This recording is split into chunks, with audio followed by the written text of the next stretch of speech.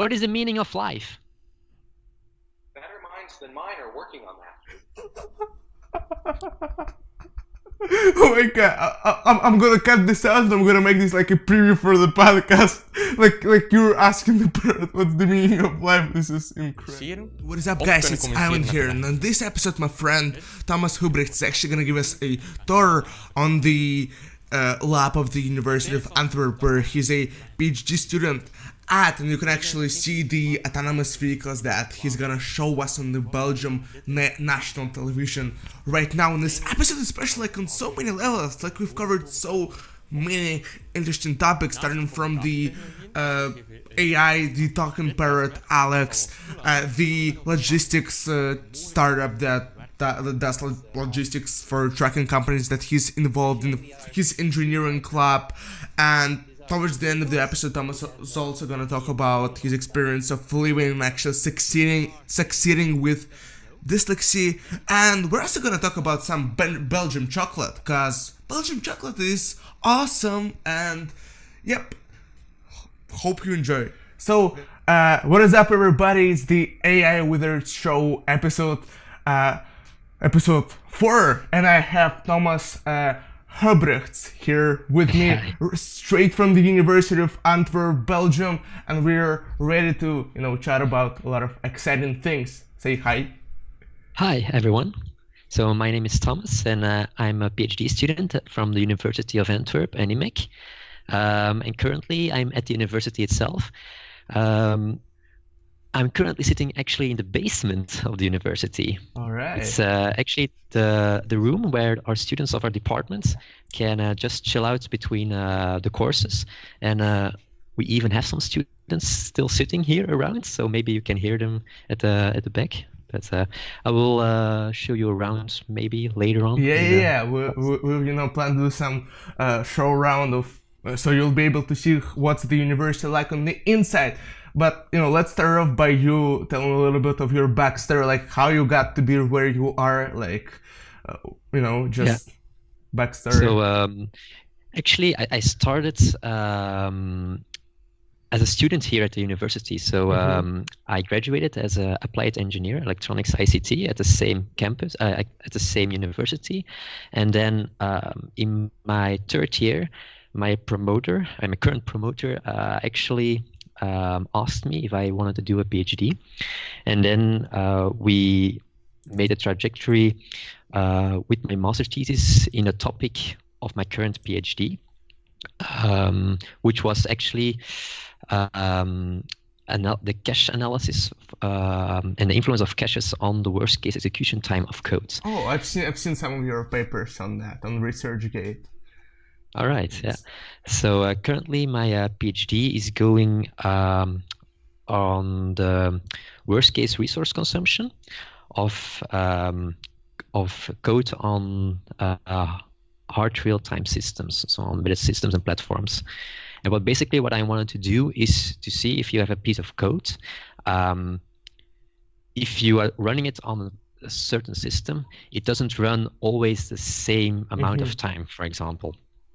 Because a lot of factors play a role, like what input do you give it, the type of hardware that you're using, and even physical elements like the temperature have an influence on the execution time. And why do we want to calculate actually the worst case execution time?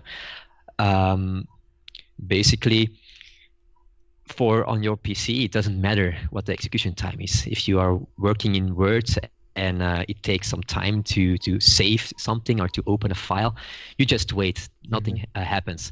But for example, if you're driving with a car these days, they're equipped with hundreds of little computers running software on them. And if you're driving on the road with 100 kilometers an hour, you don't want that the software cannot keep up with its calculations. Let's say, for example, your airbag. You want to assure that your airbag opens in time when there is an impact, and you want to assure that it will always be on time. So that's why it's important that we can calculate these things. And there are a lot of methodologies to calculate the worst case execution time. Like, for example, you can do it completely mathematically with a static analysis. But if you have a small application, it's not that difficult. But if the applications become larger and you have more influences of other software, because we have multi-threaded applications or multi-core processors, it becomes right complicated. That's on one side of the spectrum. The other side of the spectrum would be that we can do just measurements. That we just take the physical hardware, we run our code dozens of times, and we measure it, and then we take the worst measurement, and then we say like, okay, we do plus 10% or something, and we assume that that would be the worst case. It's easier to do, but it's not a guarantee, and you can really overestimate, so that you eventually say like that you use hardware that is really overestimated for the job it has to do. So you can save expense if you can take a smaller device instead, but also even worse if you underestimate it, and there is a case that you surpass the worst case execution time, then you have to be assured that your system can recover from that. And what I actually am going to do is try to find a hybrid methodology between those two. So taking both approaches and do measurements on smaller pieces of the code and then combining those results of those blocks. So actually I'm going to create kind of blocks of the code. Sometimes I describe it like playing with Lego. So you take a code, you make blocks out of it, and different sizes. You can put numbers on them, and then you accumulate all the results. And my research is currently going on how are we going to divide those blocks to have the trade-off between how accurate that we have our results and how complicated it will be to calculate on the other side. And then the fun part is that since last year, I'm using artificial intelligence, machine learning techniques to do the measurements for us. Like the first stage, I was just doing the measurements physically on the device. But what if we can do our measurements on one device and then try to have some mapping between different architectures and hardware platforms, so that you only have to do the measurements once, and then can do predictions for other platforms without having to run them on the different platforms. And in that case, the machine learning part just came in really handy to do that translation for me. And do you like collect the data of how a piece of software performs and different pieces of hardware, and then you kind of train a neural network or some other model on that data, and then try to see how it would perform on some other hardware?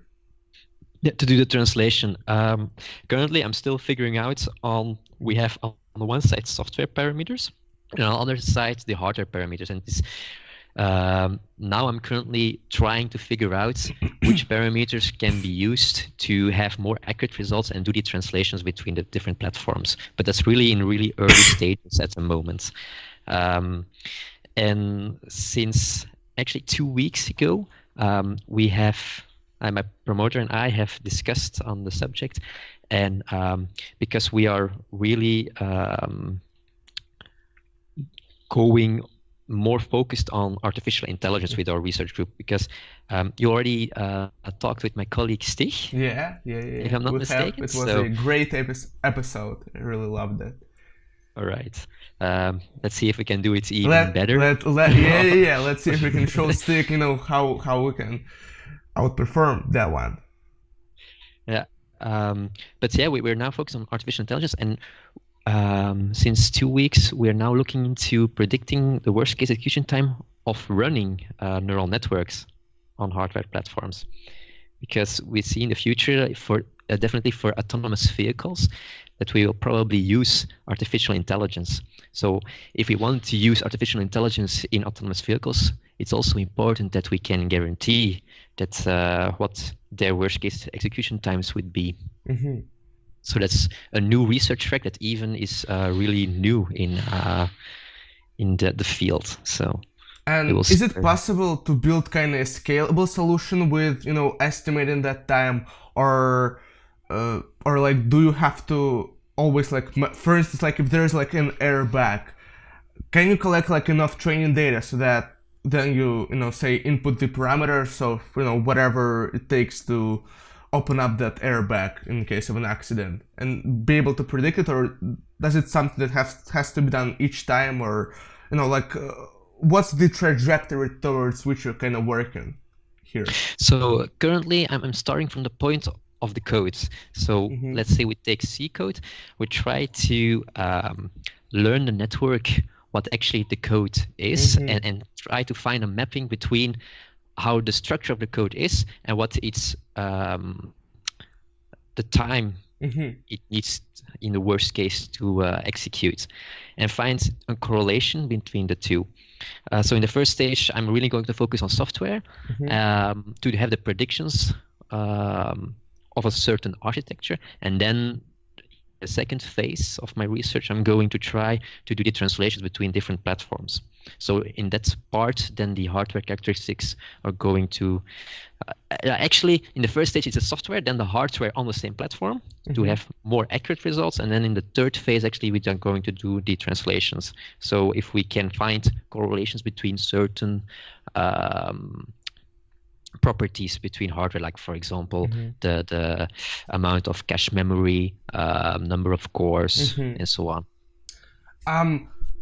So, and you mentioned that you were right now working on trying to estimate all those measurements from just code, right? So what's the input there? Are like the characters, or is it, you know, something, you know, in what way do you take the code? So in my first model that I've trained, I have created a feature detector, a feature generator, let's say, that is going to describe how the code looks like. And in the first model, it's really arbitrarily, it's just the kind of operations and on what kind of data types it was performed on. Like, for example, in this block that I have generated, so I have a block generator that can split the code in different sizes. So we can have small blocks and big blocks, and then just counts the number of summations and or divisions, put numbers on that, and then use those features as input in my neural network.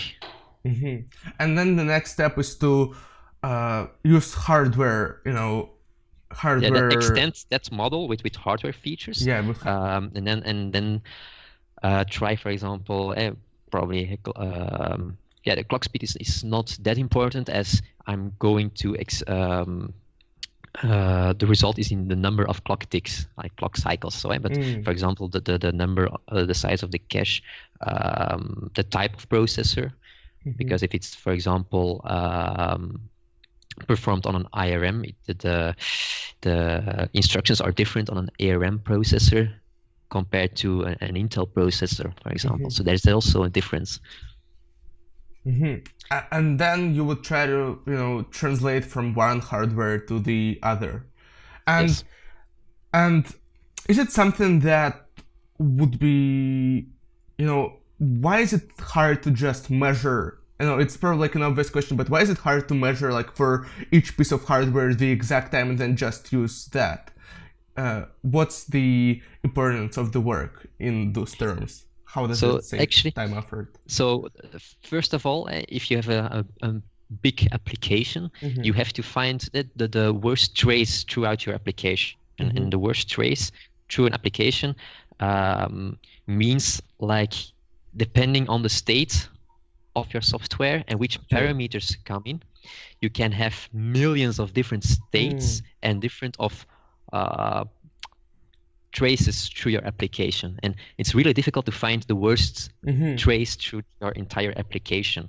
So you can do it mathematically, and if you have just a singular application with just one trace going through your code, it's not that difficult. You just take the time for each statement and then count them up. But from the moment that you have different branches in your applications, like a selection statement, iteration, and if you add in different jump statements depending on your input, it becomes really complicated. And if you can't do it mathematically and you have to do it measurement based, if the input set is not that big and the state space, you can just for example, run it. Mm-hmm. But if your applications grow bigger and bigger, I had a test setup. It was, I think, just a sorting algorithm. Mm-hmm. And if you just limit the size of inputs that you can give the application, and you just randomize different input combinations, on my platform that I used, it would took me around 200,000 years to run every different combination on the platform. So and I guess like that's even more complex for some crazy real life applications. Yeah, and this was a really easy one. But if you have a small embedded device that is not that fast, that's the problem was the algorithm took just, I think, 10 to 15 seconds to run. But if you have 1 million different combinations times 10 to 15 seconds, and then you don't include that you have to reset your processor or do the measurements and all the other overheads to do the measurements, yeah, it takes too much time to perform. And then what they say, like, we just run it for a couple of days with different inputs, and then we say, yeah, probably we take the worst results that we have and we just add a safety margin of 25%, and then we think we are safe. And what you actually get is, if you take your code execution, it's like just a normal distribution. And then if you plot all the different execution times, you will have at the end the real worst case execution time, and then they put the boundary just 25% further, and that's the upper bound, and that's the value that they work with when they do the calculations.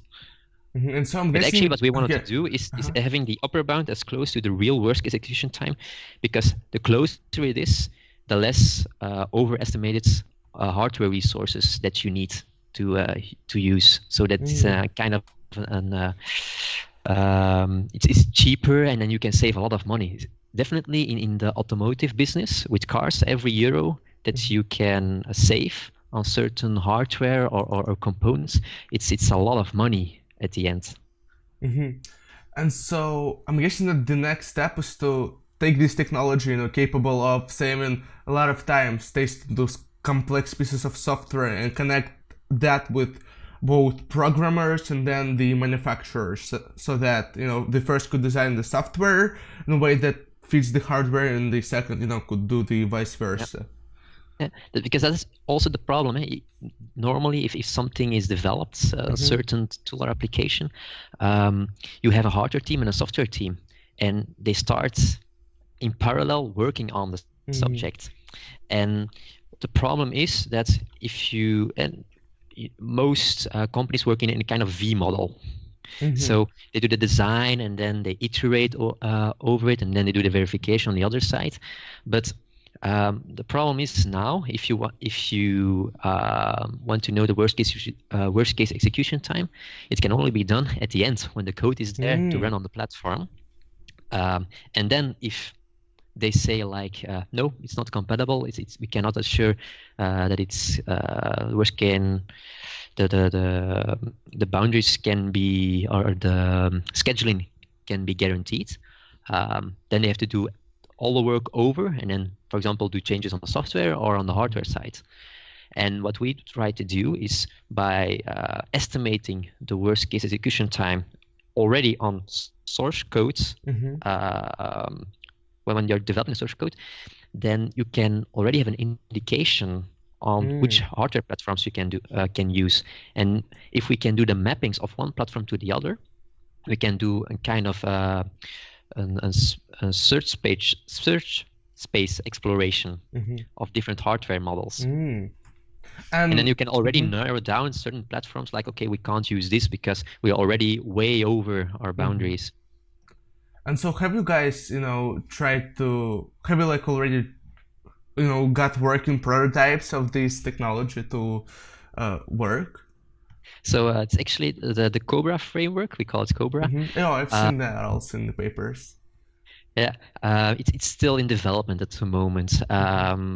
So I'm now finalizing the first parts of the tool chain actually, so that the block generator and to do the measurements as autonomously as possible, and also trying to train it.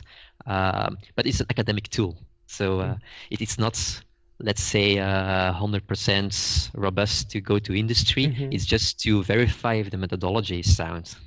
Would going to industry would be something that you are interested in the future? You know, as it gets more and more robust. Yeah, it's research is just continuing on.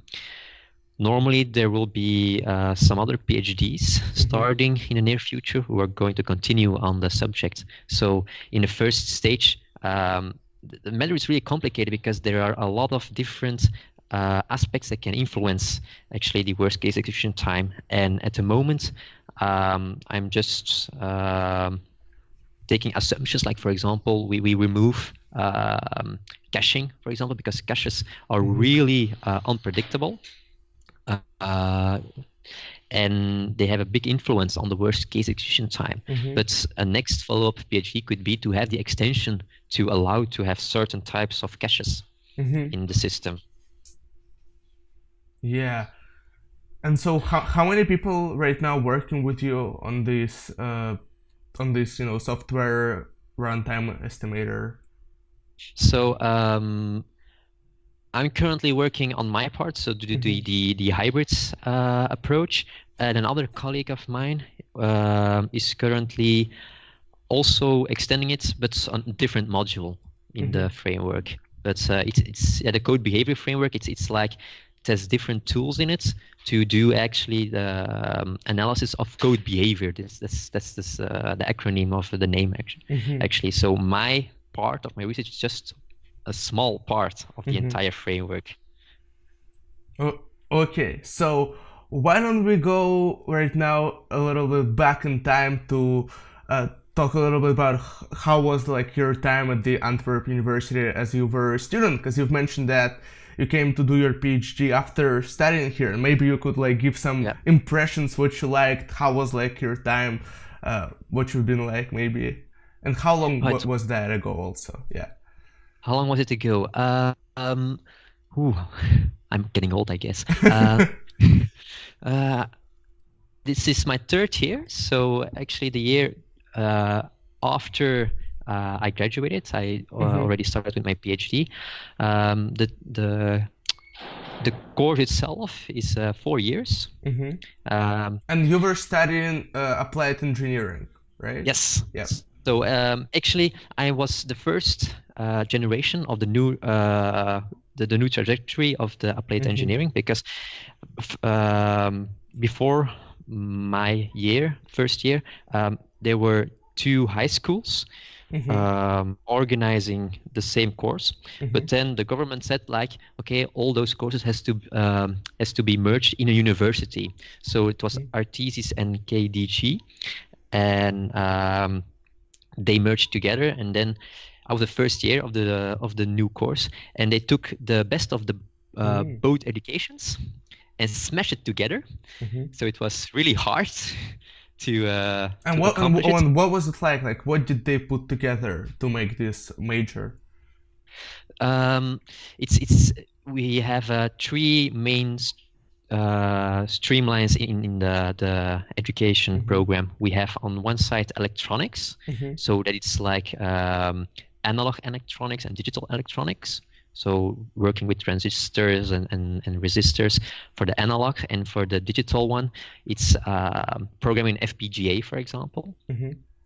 The second one is the information and communication. So it's about setting up a network, routing and switches, and also the wireless communication, low power, because that's also one of the key expertise at our university, the low power communication. And then our third trajectory is the software part. So it's distributed embedded software. And that's also the one that I choose to major in, because you have different tracks at the end in your last year that you can say in which one you want to specialize. And I'm specialized in the distributed embedded software. Okay, I see like a colleague of mine is just outside. I don't know if he's going to move the car. Are you afraid that they're like gonna put the car away and you want to show it now? Yeah, maybe. And maybe you can also see him. It's another colleague of mine. He's working on autonomous vehicles. So Oh. actually, two future autonomous vehicles are parked right outside our building. So if you want, we can take a look. Yeah, now. yeah. I mean, let's start the tour here, and then we'll have even more topics to discuss. So you're gonna switch to your smartphone, yeah? Yeah, I think it's easier because it's a little bit difficult to run around with a laptop. Okay. I'm then gonna stop recording in Skype, and then okay, call me back from the smartphone, Right. and we'll start the tour. Hey, wait a minute. I'm gonna start recording in Skype. Okay. There you go. So I'm now going outside. I have a small exclusive preview outside. Wait a second. The audio is not that great, and could you please hold the phone a little bit higher? Yeah. Good. Oh yeah, that's even better. That's that's great. Okay, so we're beginning the tour. We're in the somewhere in the Antwerp University. So let's see what do you guys have there. All right, I'm now outside, and at the moment, two vehicles that we are using to do autonomous driving experiments with are just outside, because a colleague of mine is currently working on them. Let me see if I can switch it. All right. BMWs. Yes. And so where colleague of mine is now inside the car. He's currently working on a project because on Monday they have a demonstrator before the media and a couple These Ministry of Farms. That's quite exciting. He worked hard on this project for a long time, so he's tired. He's going on vacation next week. No, he's not going. He must go on vacation. So actually, what we are seeing right now, these are two vehicles. We have a BMW on one side and a Toyota, and they are equipped with different sensors. So on top, you have on the front. So actually sending a lot of laser beams, but it's dimensional, sending out sorry Thomas, degrees or something. So if you stand in front of the connection is not clouds of pixels, great. You can see, for example, Thomas, the connection it's bad. Okay, I'm going to switch to another connection. Is this working? Okay, now that's better. Could you please repeat from the part that you were describing the sensors? Yeah. So on the top, the first one here, it's a lidar sensor, and lidar sensor is a kind of, you can say, a radar, but it's with light beams, with laser beams. So, and this one is a special one. It's not sending beams in just a plane, but it's a kind of three-dimensional view that you get, because it's sending rays in an angle of, I think, 25 degrees or something. And if you stand in front of the car, you get a kind of a point cloud of your environment. So if you stand in front of the car, you can see yourself, for example, wave to the car. It's really nice. So it's like it's 360 degrees the view that the car gets. Yeah, almost. I think 270 or something. And what's like that flying saucer thingy? Yeah. Communication. So actually, it's a project. Sorry. What's that? It's an antenna. An antenna. To do the communication. Yeah, there are different antennas. So the idea is actually that we are going to place antennas alongside the road to do communication with the infrastructure and also between the vehicles. So what we are going to try to do is the BMW is going to ride up front and the Toyota is going to follow. And what we are going to try to show is that if the vehicles communicate with each other, that we can have high response rates compared to just trying to detect it with a LiDAR only. So you I said that the LiDAR has to see that the vehicle in front of them is approaching, so that it takes a longer time than, for example, if we take the brake signal of one car and directly send it to another car.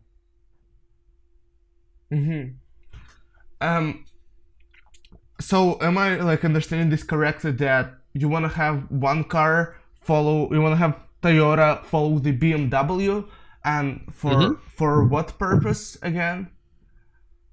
So actually it's kind of show the vehicle-to-vehicle communication technology.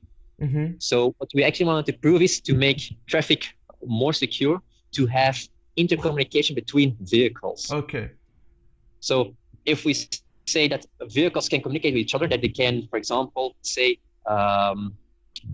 if there is something on the road and you have to brake suddenly, then it can emit its signal like, okay, emergency brake, that all cars behind him also brake in time.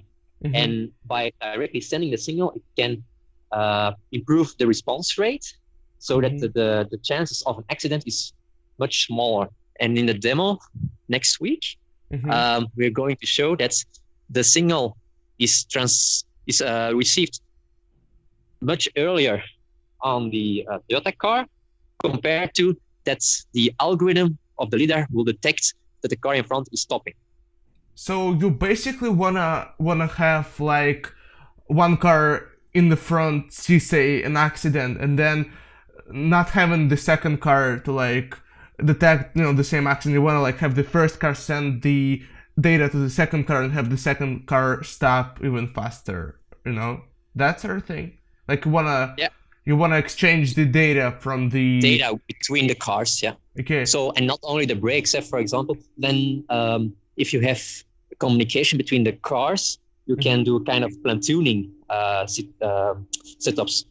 There are some cases with trucks that they use platooning. So actually you have one truck in front that's driving and all the other trucks behind him just follow the same trajectory of the first truck. And then the other truck drivers can just rest at that moment because the first one is driving and the other ones just follow.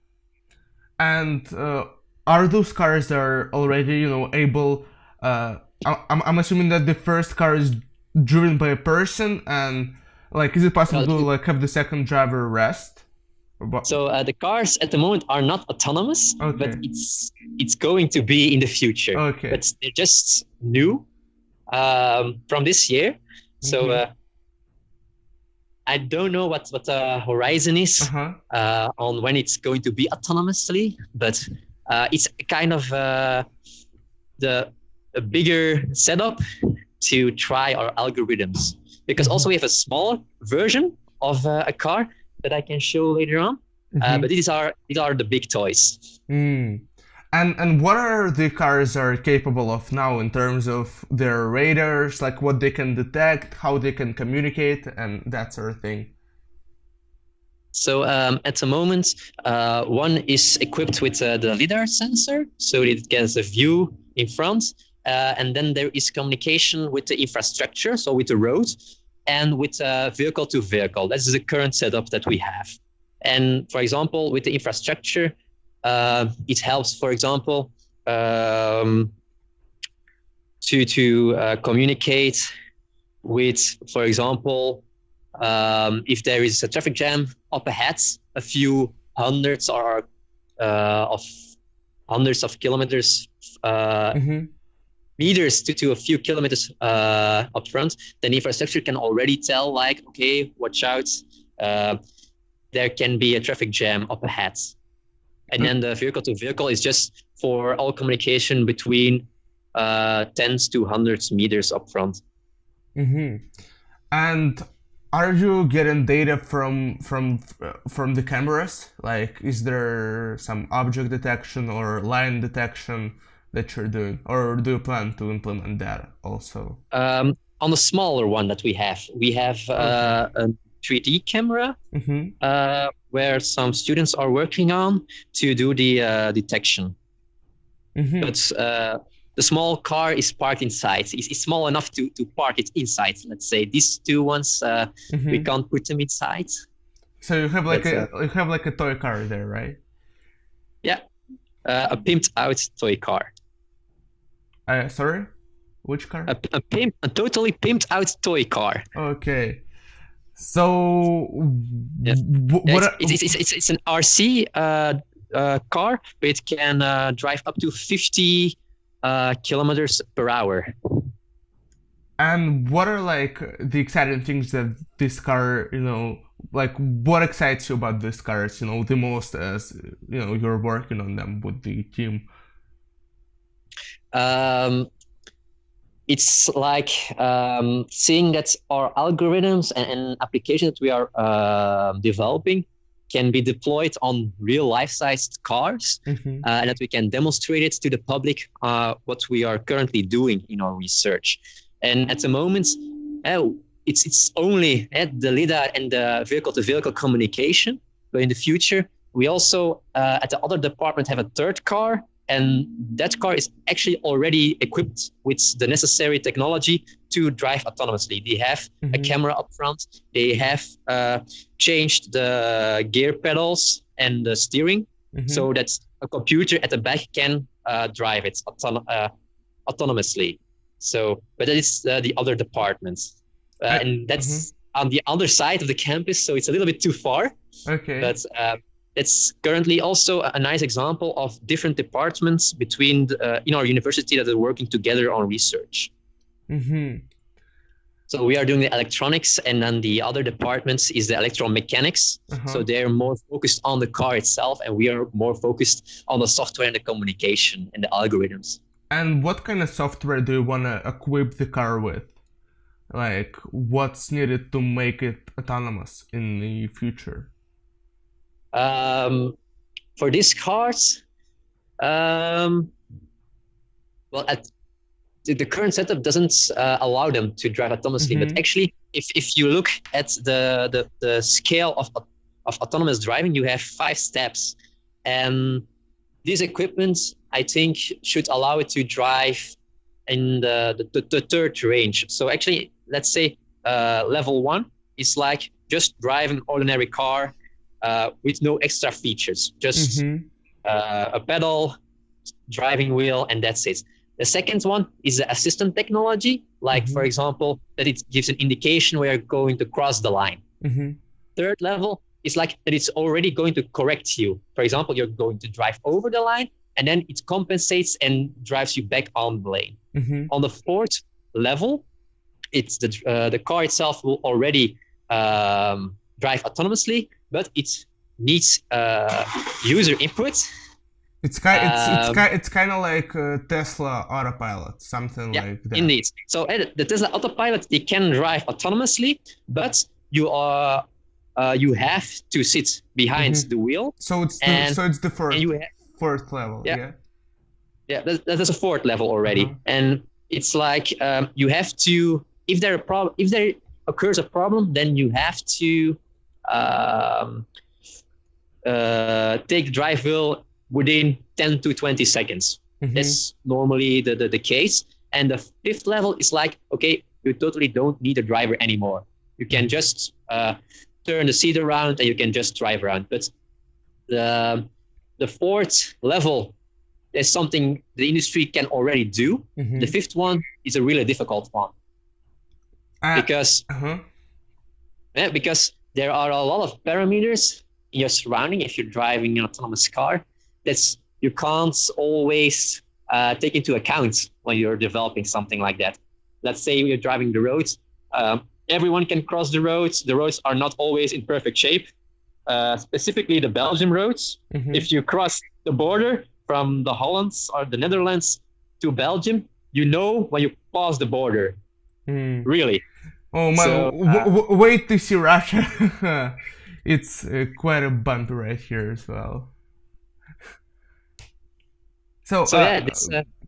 could you walk like a little bit more in circles to get like a better view while you're talking? Yeah. Oh, there's a lot of hardware there. Equipment at the back. So yeah, so that's where we put the magical boxes at the back to do the monitoring and to the sensor fusion and sending everything on the air. But in the future, it will be extended so that it can drive autonomously. But I don't know what the current horizon is to do it. And to which part of getting to that fifth level of autonomy are you guys like most excited to contribute? Like, what are you like especially trying to solve to get us to the autonomous vehicles? Like, what's yeah. On one side, we have two teams. So we have a team who is going to work on the communication, and more specifically on the 5G communication. That's one part of the team. It's another team, and I'm with a team who is doing the algorithms to allow autonomous driving. And what we believe in is that the possibility that we can have level 5 in the current conditions would probably be impossible. But what we do believe is if we adapt the infrastructure, that we can, if we adapt the infrastructure to have it's more contained and more control over it, then we can possibly go to a level 5 autonomous driving. And that's like, for example, assuring that no people can cross the roads on a highway, for example, adding extra sensors in the roads around the cars to assist them in driving autonomously and have all the vehicle-to-vehicle communication that is needed. And possibly at that stage, we can probably assure a kind of a level 5 autonomous driving. It's very interesting. In a lot of autopilot demos, I see a big focus on like the visual side of things, and you guys are also trying to work on the infrastructure, like of the roads, adding sensors. Why do you think that sensors are an important factor? Like, okay, let me just rephrase this.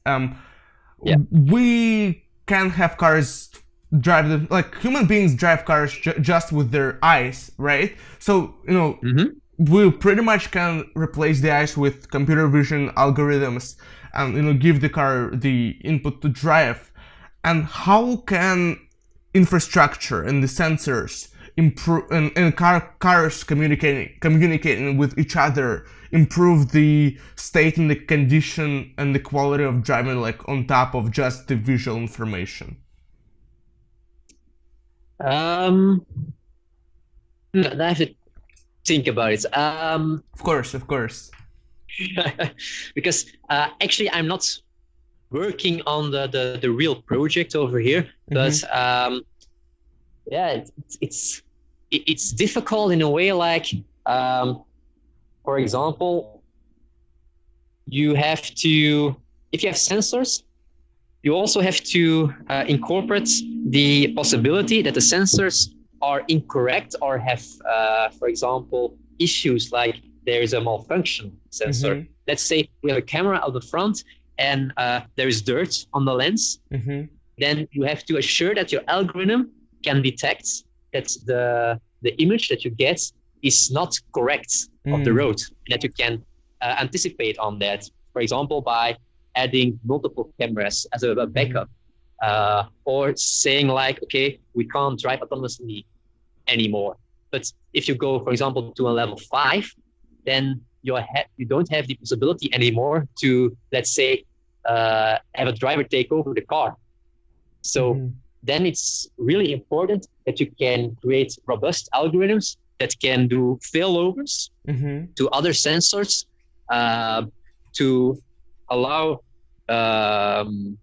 safe driving around, or for example, possible to come to a complete stop in the safest possible way. So while I'm gonna ask the questions, would you mind like changing the perspective a little bit? It's so much cars. I'm sure there's like maybe you could like turn the camera left, because I'm getting like intrigued. I'm seeing those cars and you never turn your camera left. Like, what's on the left? How does the university also look like? So yeah, you can take a look on the sides over here. Oh yeah, or like let's look on the inside. All right. Yeah. So what we also do is we're reading the canvas of the car itself. So we're reading the signals that are actually put on the bus, the communication bus of the car. So that's the little wire down there. So we can see what the car actually is doing. And I don't know if you know a lot about CAN protocols of a car. Probably nothing about the protocols. So the way that the car is communicating inside all the different messages that's going around in the car. So the problem there is that the standards of communication in the car has a standard implementation on how everything is connected, how the wires are connected. But the problem is that the messages itself aren't standardized. So if you buy a car, you don't know which message comes from which computer and what's inside that message. So what we do is we're trying to reverse engineer the car. So we have these two cars and we have run our algorithms on it, and we're possible to detect when, for example, the brake pedal is pressed in. Because if you just read the canvas, you get a lot of numbers with different IDs, but you don't know which ID stands for what kind of message. And also the way that message is formatted. Is it in miles per hour? Is it in meters per second? So that's something that you have to figure out. And that's what my colleague in the car over there is doing. So that's his main subject is working on. So in a more simpler language, am I understanding this correctly, that you're trying to basically understand what the car is doing, right? Yes. How it's communicated, because you have hundreds of little computers inside the car itself. For example, if you press the brakes or the pedals of your car, it's connected to a small computer. And in older cars, that is done by just a metallic cable directly connected to your motor. But these days, those cars are just connected. All, for example, your steering wheel or your pedals, it's like a small potentiometer that's just measuring the state of the pedal in which position it is, and then just sends a signal with the exact position of your pedal to the motor, and the motor anticipates on that. So actually, it's like drive-by-wire. That's the standard where that you don't have a direct connection to your front wheels with your steering wheel, but it's just a computer that is measuring the position of your steering wheel, and then electronically adjusts your two front wheels. So and you're trying to basically intercept that signal that the pedal gives to the motor, and then collect that data for the purposes of autonomy. Yeah. We're not interfering with the bus, because that couldn't be dangerous. Because those messages are crucial for the car. Like, for example, you can really measure when, for example, the injection in the motor is happening. And if you interfere with that, you can really mess up a car. So that's really important that we are not interfering with the bus. We're just reading what is on the bus. That's really important. Okay, so I'm seeing that there's a lot of steps involved in just talking to the car and getting the data. But yeah, I mean, it's probably what's gonna get you closer to the 5th level. So why don't we, maybe take a look at the toy car, or maybe there's something else you'd like to show us in the... All right, because it's getting a little bit chilly outside. I'm wearing a jacket, so that's why the image is constantly moving, shaking a little bit. It's a little bit cold. All right, I'm going inside. All right, let's see what we have there. We have a basement. So yeah, just a quick look around at our basement. So it really is a basement. So the natural habitat of an informatics student, we call it. Mm-hmm. It's decorated a little bit nice for them. Yeah. But we're planning to renovate it. That's a room over there. That's the fish tank, we call it, because there are fish on the window. And it's my storage room for the technology club we have at the university, which I'm hosting. The I Imagine club, yeah. Yeah, Imagine Lab. So we were talking about the toy car. That's this car over here.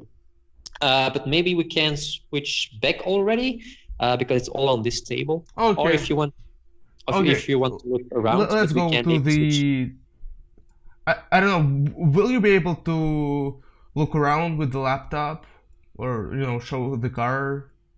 Yeah, the car. I have a dedicated webcam. Okay, it's just because I like the sound in the headphones more, and it's better for the audio. So okay, let's switch. All right. See you in a second. So, do you wanna talk about the toy car and what it can do, and what are all the things that it's equipped with? So this is our toy car. Mm-hmm. It's we call it the F110 car. So it's a scale model of an F1 car on a scale of 1 to 10. Mm-hmm. And actually, originally it was an RC Traxxas race car, but we removed the cover on top and built our own. Let's see if we can do this. Mm-hmm. All right, we built our own top on top of the car. So on the top of the car, you can see the NVIDIA Jetson. It's an embedded computer platform equipped with a lot of CUDA cores of NVIDIA. So it has quite a computational power that we can use to do image recognition. At the back, the sensor with the orange top, that's the LiDAR sensor. It's the same as on the Toyota car, but this one is just two-dimensional, like it's sending beams in a plane around the car. It's like lasers and stuff. Yeah, it's a laser. A laser is just running around. So it's just turning around. Finding the obstacles via the. Yes. So it looks around the car to detect if there are any obstacles in front of it, and then it can drive around. But also you can do nice stuff with the LiDAR sensor is by using SLAM algorithms. And it's like... what are those?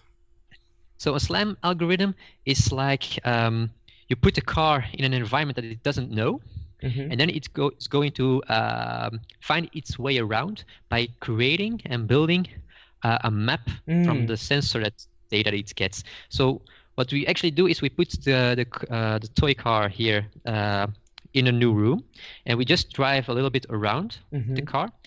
And what it knows, it doesn't know where it is in the space, but it knows when it's driving around by reading the LiDAR sensor on top. So it's important that there are walls around the car so that it can detect features. So if you have something like this room with a lot of different features that it can detect, like for example all those chairs, the walls, and is it like doing the object detection, or is it like just finding the obstacles via the lasers? First of all, it uses the lidar to detect if nothing is in front of it. But in the second phase, by using the SLAM algorithm, we can build an internal map of its environment. But it like doesn't know that the obstacle in front of it is a chair. It just knows that there's something that the laser in front. reflects from. It can't see if it's a chair, for example, because it only has a plane at that space. So it just see 4 small little bars at the height of the lidar sensor, and it knows if it detects something that there is something in the way, an obstacle.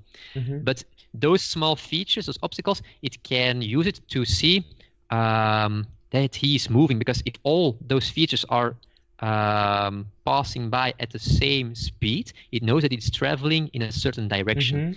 And when it's traveling in one direction, and he detects new features, he knows that those features are built next to the other features. And then what it does do is, with the SLAM algorithm, try to build a map of the features. And then when he gets a map, we can use it to navigate. So what it first do is drive around, build a map, and then we can say, okay, drive from point A to point B, and he can locate itself depending on the features he detects with the internal representation of the environment. And then he knows its location, he knows his target, and then he can navigate through the room. And the algorithm is robust enough to, for example, if you have a moving object, like for example a person passing by, it can detect that it's not a feature of the room he knows, but just an obstacle at that moment, and he can then calculate the best route around the obstacle, and assure that it doesn't collide with its environment, and still navigate through the room without actually having to building in or mapping the room manually. So is it now working? Like, could you get it to run the room? So my colleague that was in the car was on Hack Belgium. It's a conference for hackers, and he showed a demonstrator of the car driving in a small space and locating itself. And besides that, we are also doing other research where we have we like a little bit the hybrid techniques. So that small car is actually really expensive. So it's was a little bit difficult to already buy 3 or 4 of those cars.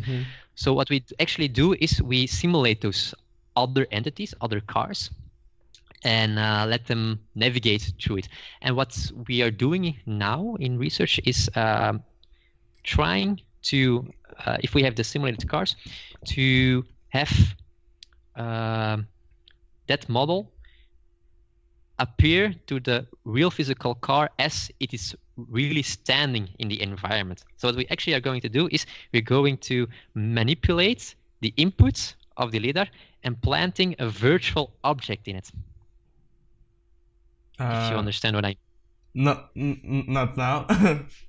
So what we actually want trying to do is to have a setup where we can have a real physical car and let it interact with virtual cars. So the real car and the virtual cars know from each other that they are in the same room without cheating that they communicate their positions, but really by injecting their location in the sensor data that the physical car and the virtual cars are rendering at that moment. So if we put the physical car in the room and then have in our simulator a virtual car, you will see that the lidar data is edited, and that the virtual car is actually added to the sensor data by manipulating the data. So it's like you have one car running around collecting the data and building that map of what's around it, and then you take that map and then you put virtual cars to operate on that map from the real room that the first car. And I'm assuming that they are not supposed to bump into each other, like they're supposed to communicate. And that's what that's what you're also probably trying to do with the real sized cars, kind of. Indeed. Yep. Yeah, but like on a more complex level, of course. Yeah, and that's the nice part of it. You really see, for example, if you put a virtual car in front of the real car, that the real car tries to turn around the virtual car. And the nice thing about this, if you are trying your algorithms on two physical cars and they're not perfect because they're in development and students are working on it, then it's possible that those two expensive cars bump into each other. And that's not really feasible to do. And how fast can those toy cars go?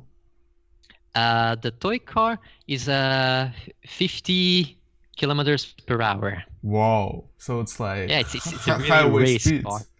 Yeah, it really can drive really fast, because if you look at the car, you can see that it has some accidents.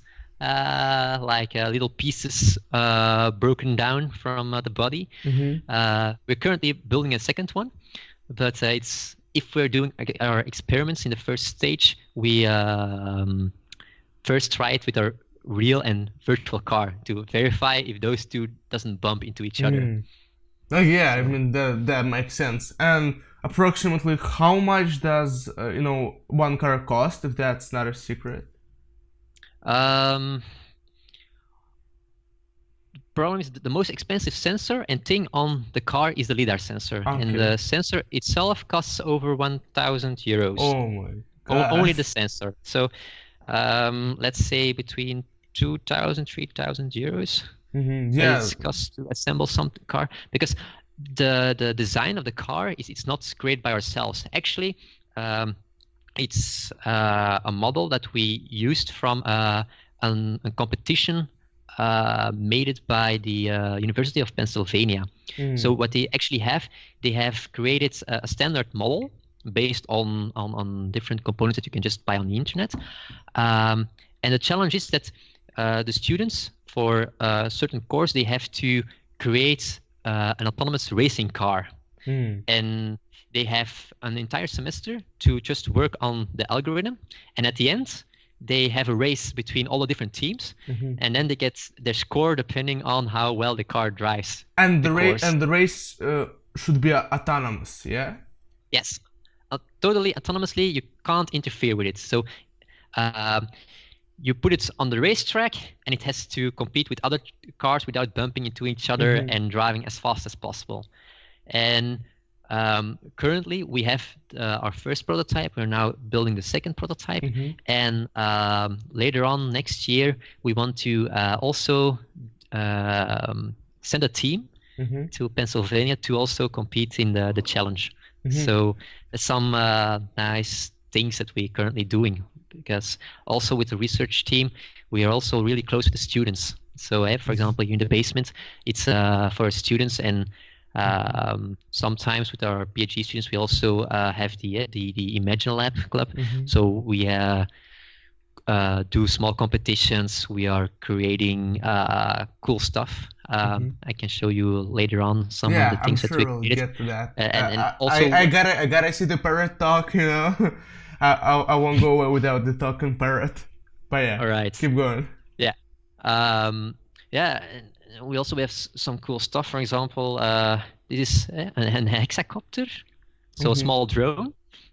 And the funny part about this drone is actually that it's really modular, and also you can turn it apart and put it back into each other. So, for example, if you're flying around and it bumps into something, it just falls off, and you can just put it back together without any thing that's broken or something. Will it be able to fly if something falls off? Like, can it adjust to having just 5 propellers?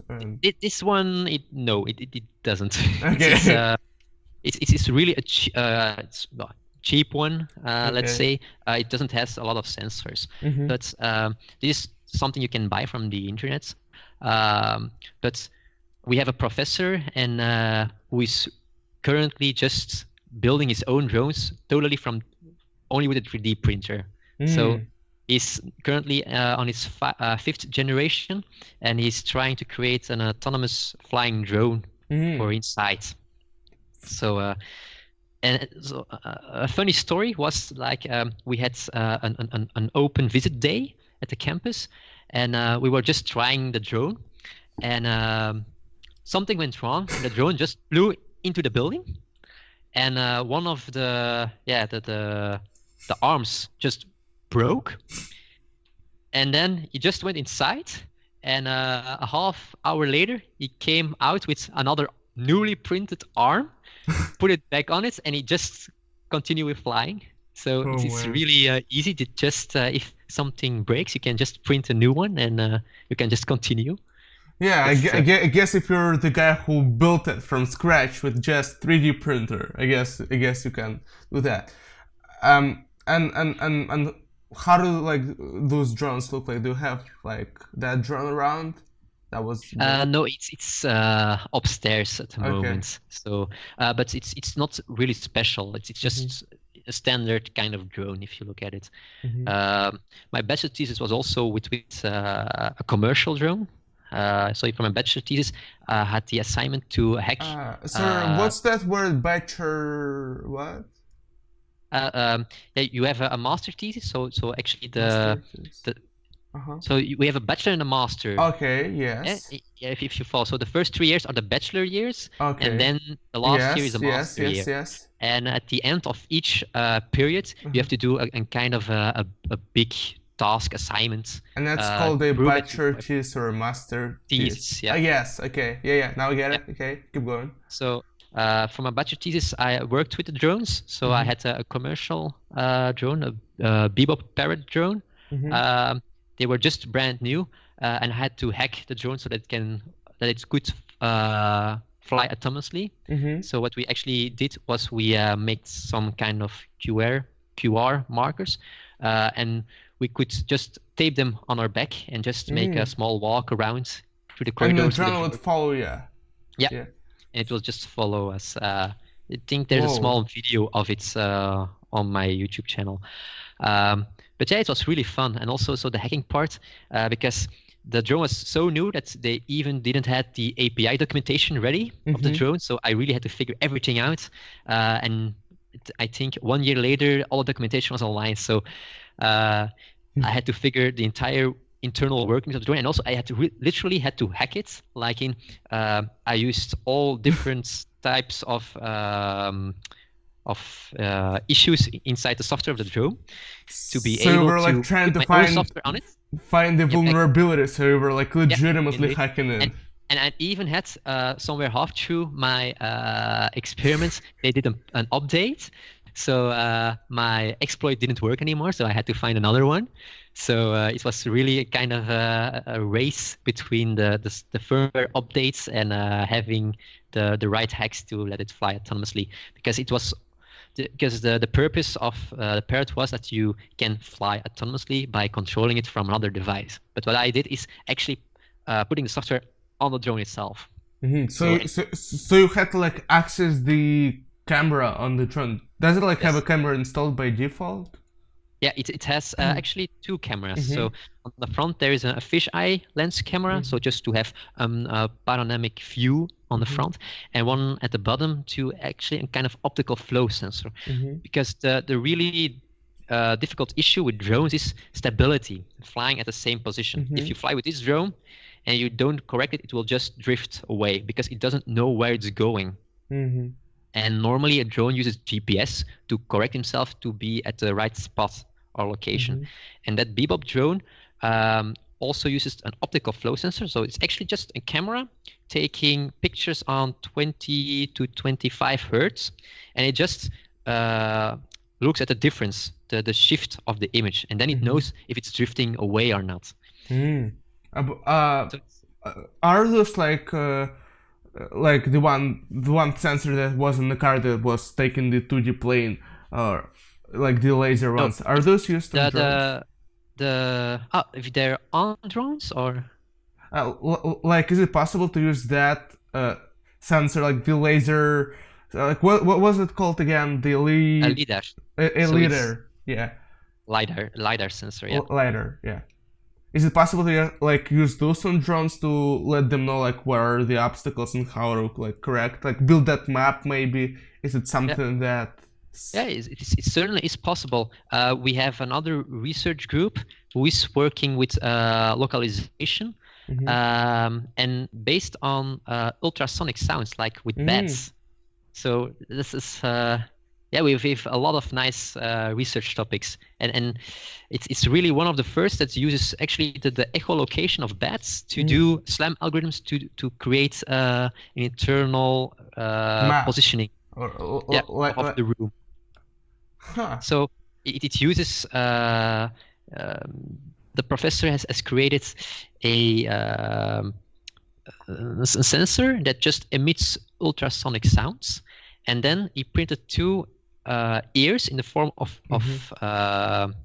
bat ears to receive. Yeah, but it's really crazy. But the formation of those ears are really the most optimal form to receive those echo. I mean, evolution is the boss.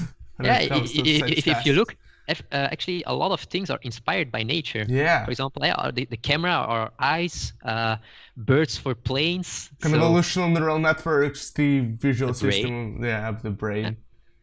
So nature is way ahead of us, actually. I mean, if you think about it, if like all you've got, like if you're a bat and all you've got like are those ears and echolocation, like you would better have those ears working good, or you're gonna bump into something, or you're just not gonna find like some mice to eat or some other things or whatever bats do, maybe save the world in case of Batman, but that's the whole other story. Yeah, so what they have some small little robots equipped with those small ears, and you can just put them on. And those are like the drones that have those ears, yeah. Yeah, we have a PhD student who is going to try to incorporate those sensors with drones, but currently it's just equipped to small Lego Mindstorm robots. It's like a small robot that you can just put on the table. You can drink a coffee, and then you have enough time to stop it if it tries from the table. But yeah, the idea is actually to use it because the echolocation is more robust in certain environments. For example, if you have a drone that has to fly through a burning building, you have a lot of smoke, and light has the nasty property that it's scattered in dust. So it can't use a lidar sensor, for example, if it's really foggy or is a lot of dust particles in the air. But for echolocation, we can just add some clever filters on top of it to filter out those noise on the sound and just go through the dust and see physical objects. So that's, for example, a really nice application to use. Yeah, I mean, I actually haven't thought about that. So it's if there's like smoke and the light, so like the lasers won't be able to like go through the smoke and the dust. Yeah. Sure. For example, same for cars actually. Yeah? So now we were using cameras and lidar sensors, but let's say it's really foggy outside. Yeah, the camera can't see anything, and the lidar sensors also have problems with detecting ranges because all those water particles just reflects all the light beams in different directions, and it can't measure any distance anymore. It's like in the rain, yeah. And the rain is also really difficult, and that's why autonomous driving is we are really close, but there are still those small conditions that has to be fixed, and that's why the sensor fusion and have robust algorithms that can see if certain sensors are defect or can't see anything, that it can anticipate on it. So if there are certain cases, for example, with autonomous vehicles that crashes inside another vehicle because it couldn't see if there was another vehicle because there was a low-hanging sun in front of it, and the cameras were just blocked by the bright sun up ahead. But the sound, the sound would work either way. Yeah. And I guess this is like if applied to cars. So I guess right now it can like is it able to like detect the whole like 3D map of like what's around with like ranges? So yeah, currently he has a really nice animation where he shows a 3D environment of the same as a lidar. So actually point clouds of the different distances that it measures, and actually it emits different frequencies in all directions, and all the reflections in front of it, it can just capture it and then know from which direction that the sounds came back, so in which direction it's measuring, and it knows the time that it traveled the signal, so it can actually know and plot different points in the different directions at different distances, and so create a 3D environment in front of it. And with just 2 ears. And how good like are we now at filtering out the noise? Because you know, if there may be like rain or some loud music around, or just wind, you know, that sort of thing. So yeah, it's really high frequency sounds, but that's not my stuff that I'm looking into, so I really know it's really abstract on a high level, but the really details I don't know by heart how it's working, because this is their department, their stuff, so they don't know what they don't know everything in detail what we do, and neither do it. But it's really nice to cooperate with each other, because we can create really nice stuff and things, because we're already discussing if we can put some of those little ears on our car up front. Yeah, and, so, that's like that's like one of the ways how, you know, like we humans, we mainly like use our eyes to drive. Like there isn't that much of like hearing done, you know, there noise, you know, canceling technology in most of the cars. But like if you have like bad ears on your car, then suddenly you not only are able to see 360 degrees with the cameras, then probably there are lasers, you know, that tracks the distance, and then you have ears, so you have like all of the data that you could possibly want to drive a car. Yep, to make robust algorithms to drive autonomously. That's the main goal that we actually wanted to achieve. Create safe autonomous driving. So. And are you working on the algorithms needed to, like, with which sensors, I guess? Like, you're working on the algorithms for autonomous cars, like, to which sensors are you, like, particularly, you know, trying to develop the technology for? I don't think it's specifically a certain algorithm or a certain sensor. It's just sensor fusion. So there has to be some filtering and on the data itself, depending on the sensor. So for example, detecting the data quality, like is the image correct that you see. For example, if half the lens of a camera is covered, that it knows, okay, the accuracy, we can see a little bit, but the accuracy is really low, and then we can, for example, put a value on top of it, like the accuracy is 40% of the image that you get, and then you can have a lidar sensor, and it's just sunny, there's nothing in the air. We can say, okay, it's a really confident data that we have, so we can put say it's 90% accuracy, but then, for example, we detect it's raining. Our rain sensor sees that there is moisture on the window, so it's raining, so the quality of the lidar data will be much lower, and then we can use the other sensors on top to try to create a model of our environment, and that's kind of sensor fusion. And important part of the sensor fusion that you cannot forget is the data quality itself, because the model depends on the quality of the data, because if you have crap data, you get a crap model at the end. So. Yep. Well, I mean, that's really interesting. I haven't thought about that. Like, you're not only like those, like the power is not only that you can get like more sensors just for the sake of getting more sensors, you can actually use different sensors to then understand which are more, you know, reliable in a certain situation. If there's like rain, you look at the at like the cameras probably, or like the lasers, I don't know, maybe like the echolocation bad ears thing is not is like less reliable, and if there's like I guess, when do the lasers fail? Do they fail like when there is a lot of sun or something like? For example, the laser sensors itself, it's as long if you don't have direct light into the receiver, then there is no issue because light just travels through light. It's no problem. The problem is, for example, if there are particles in the air, because particles, that is something where light can reflect on or diffract. And then it like fails the whole finding the distance part. Indeed, yeah, because you are actually measuring the time needed to let this light beam travel to a certain location, and then measuring the time it takes it to come back. And you know the speed of light speed, and then you take the time, and you can just make the formula and know the distance that it traveled.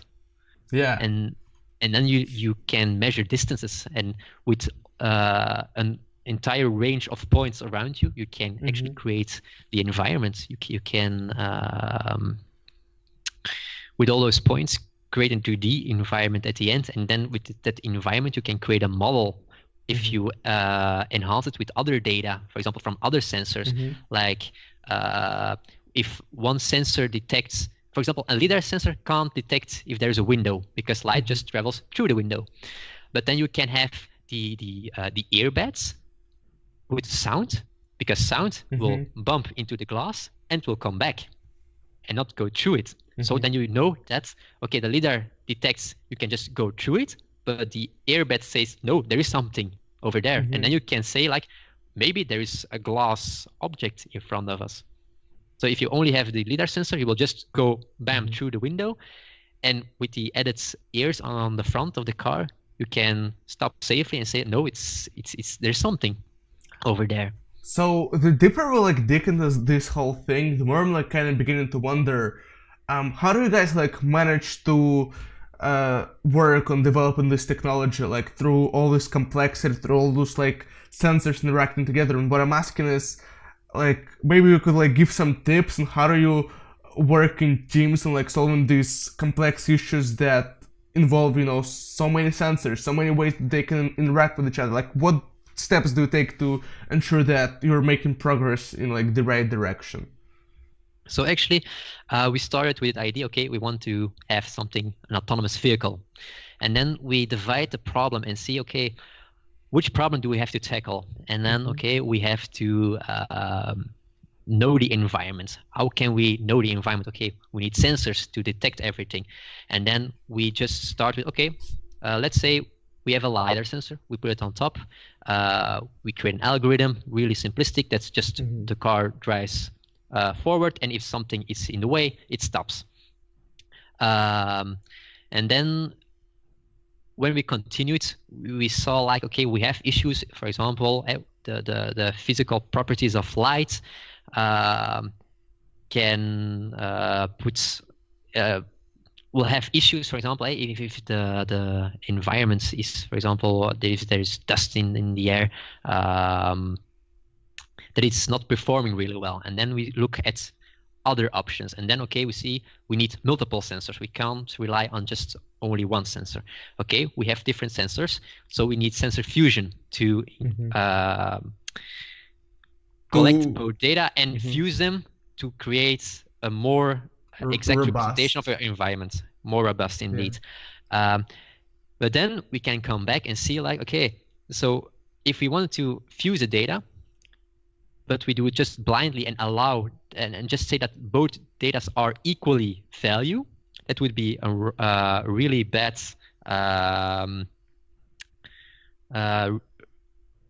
it wouldn't be that reliable. Really wise and reliable. So you want to like estimate which sensor is more reliable at the current. It's like you were talking about, like if it's so raining, data you quality. Look at, we added data quality to it. So it's things that currently are in development at us. It's not like we have everything. We're currently running a lot of research on that because I have a colleague looking at data quality. And the data quality can again be used in the sensor fusion to create the model of the environment that we then can use in our autonomous driving model to let the car drive autonomously at the end. So it's yeah, how should I describe it?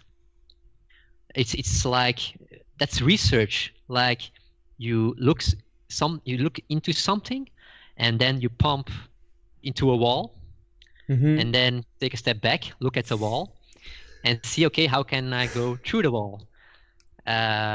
Okay, we can, for example, take a hammer and slam at the wall, and then maybe it can break. And then say, okay, no, the hammer is not a good solution because it would take too much time, or it just won't open.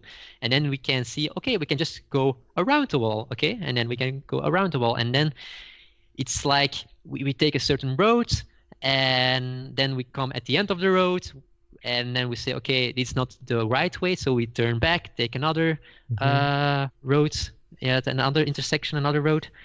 That's research, actually. Yeah. So you have like that North Star, and then you're trying to like find ways to, like walking around like those walls.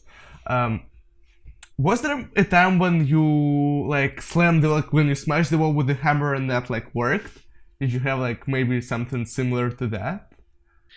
Oh, let me think. It's already hard to think in terms of the metaphors, and then it's like, what does he mean in terms of slamming the wall? Well, maybe in projects of my own that I do at home. With, for example, with the animatronic that I built, it's like I created something. And what is animatronic? An animatronic. So an animatronic is actually a robotic figure that tries to mimic a living being. Let's say. Is it the parrot? The parrot? Yeah, no? It's the parrot. Would you mind showing the parrot? Yeah, sure. So and that's how we got to the parrot. I said we were gonna talk about the parrot, and we're doing this. About the parrot. Right. Let me see if we can have a good view with that camera and a little bit stable. Let's put it a little bit more at the back.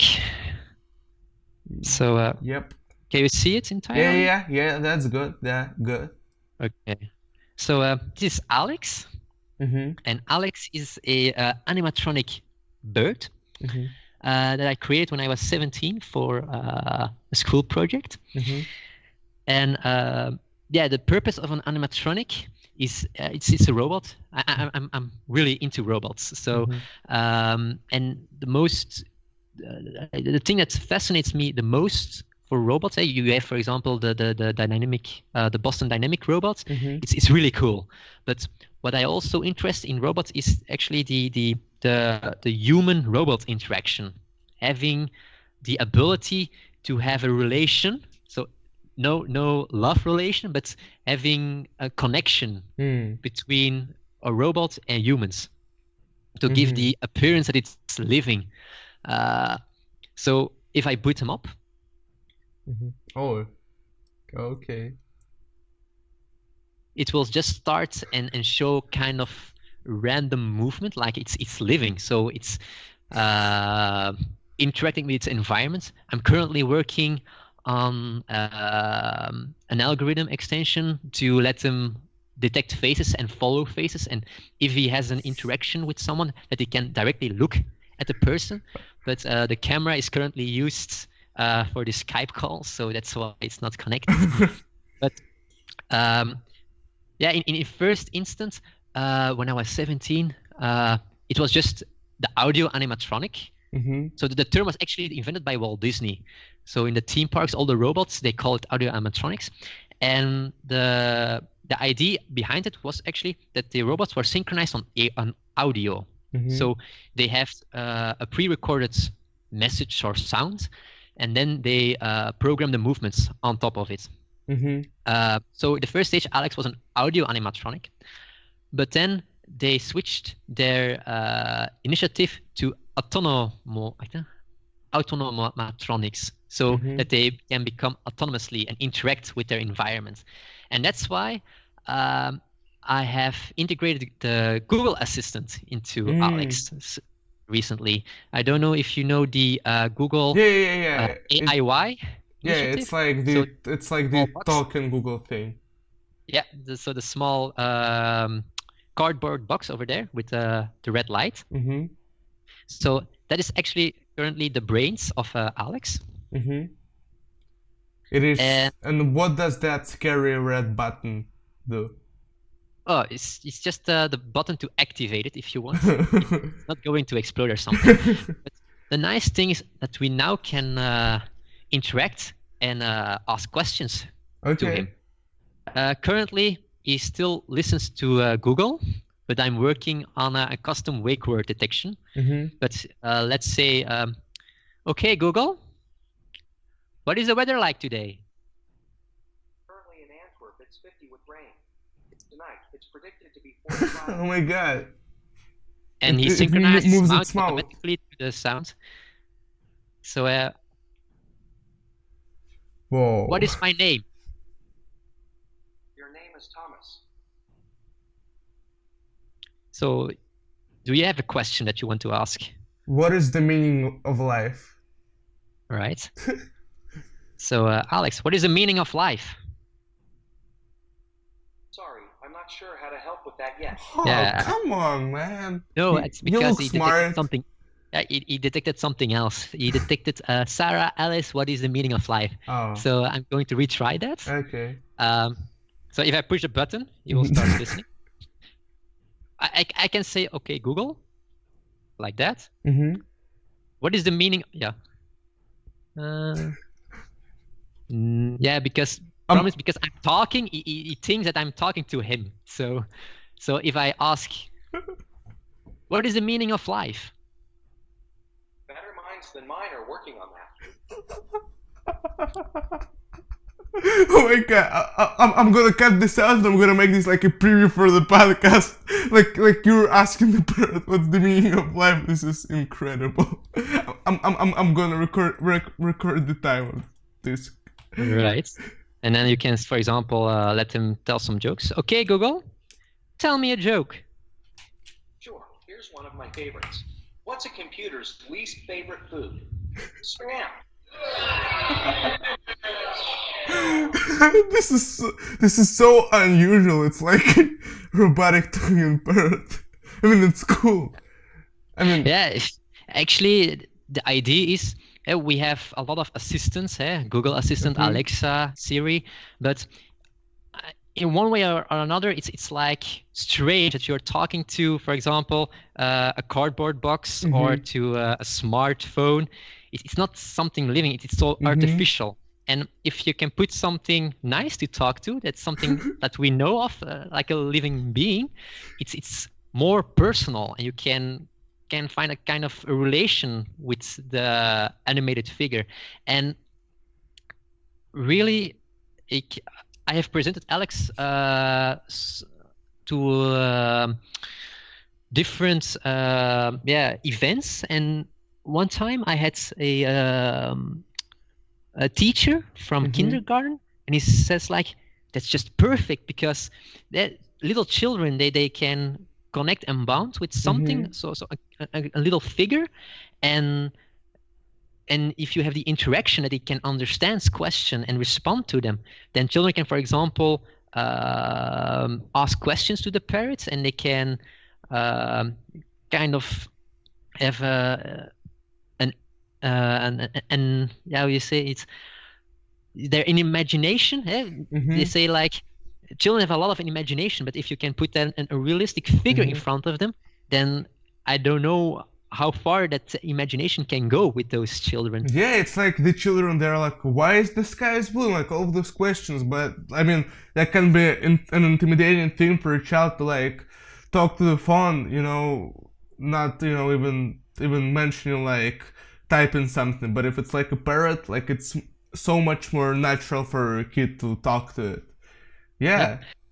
And also, we had one time a visit. There is a care center next to the university for older people, and we had one time a visit of different citizens from the care center, and I showed them Alex, and they were like, it's just perfect, because a lot of people who are living there are really lonely, because the staff, the nurses over there, they do what they can, but the problem that we see is that they have to do more and more job, and they have less and less time to really interact with the people living there, and a lot of those people don't get a lot of visits, and they don't have a lot of interactions, and maybe this kind of animatronics could really help,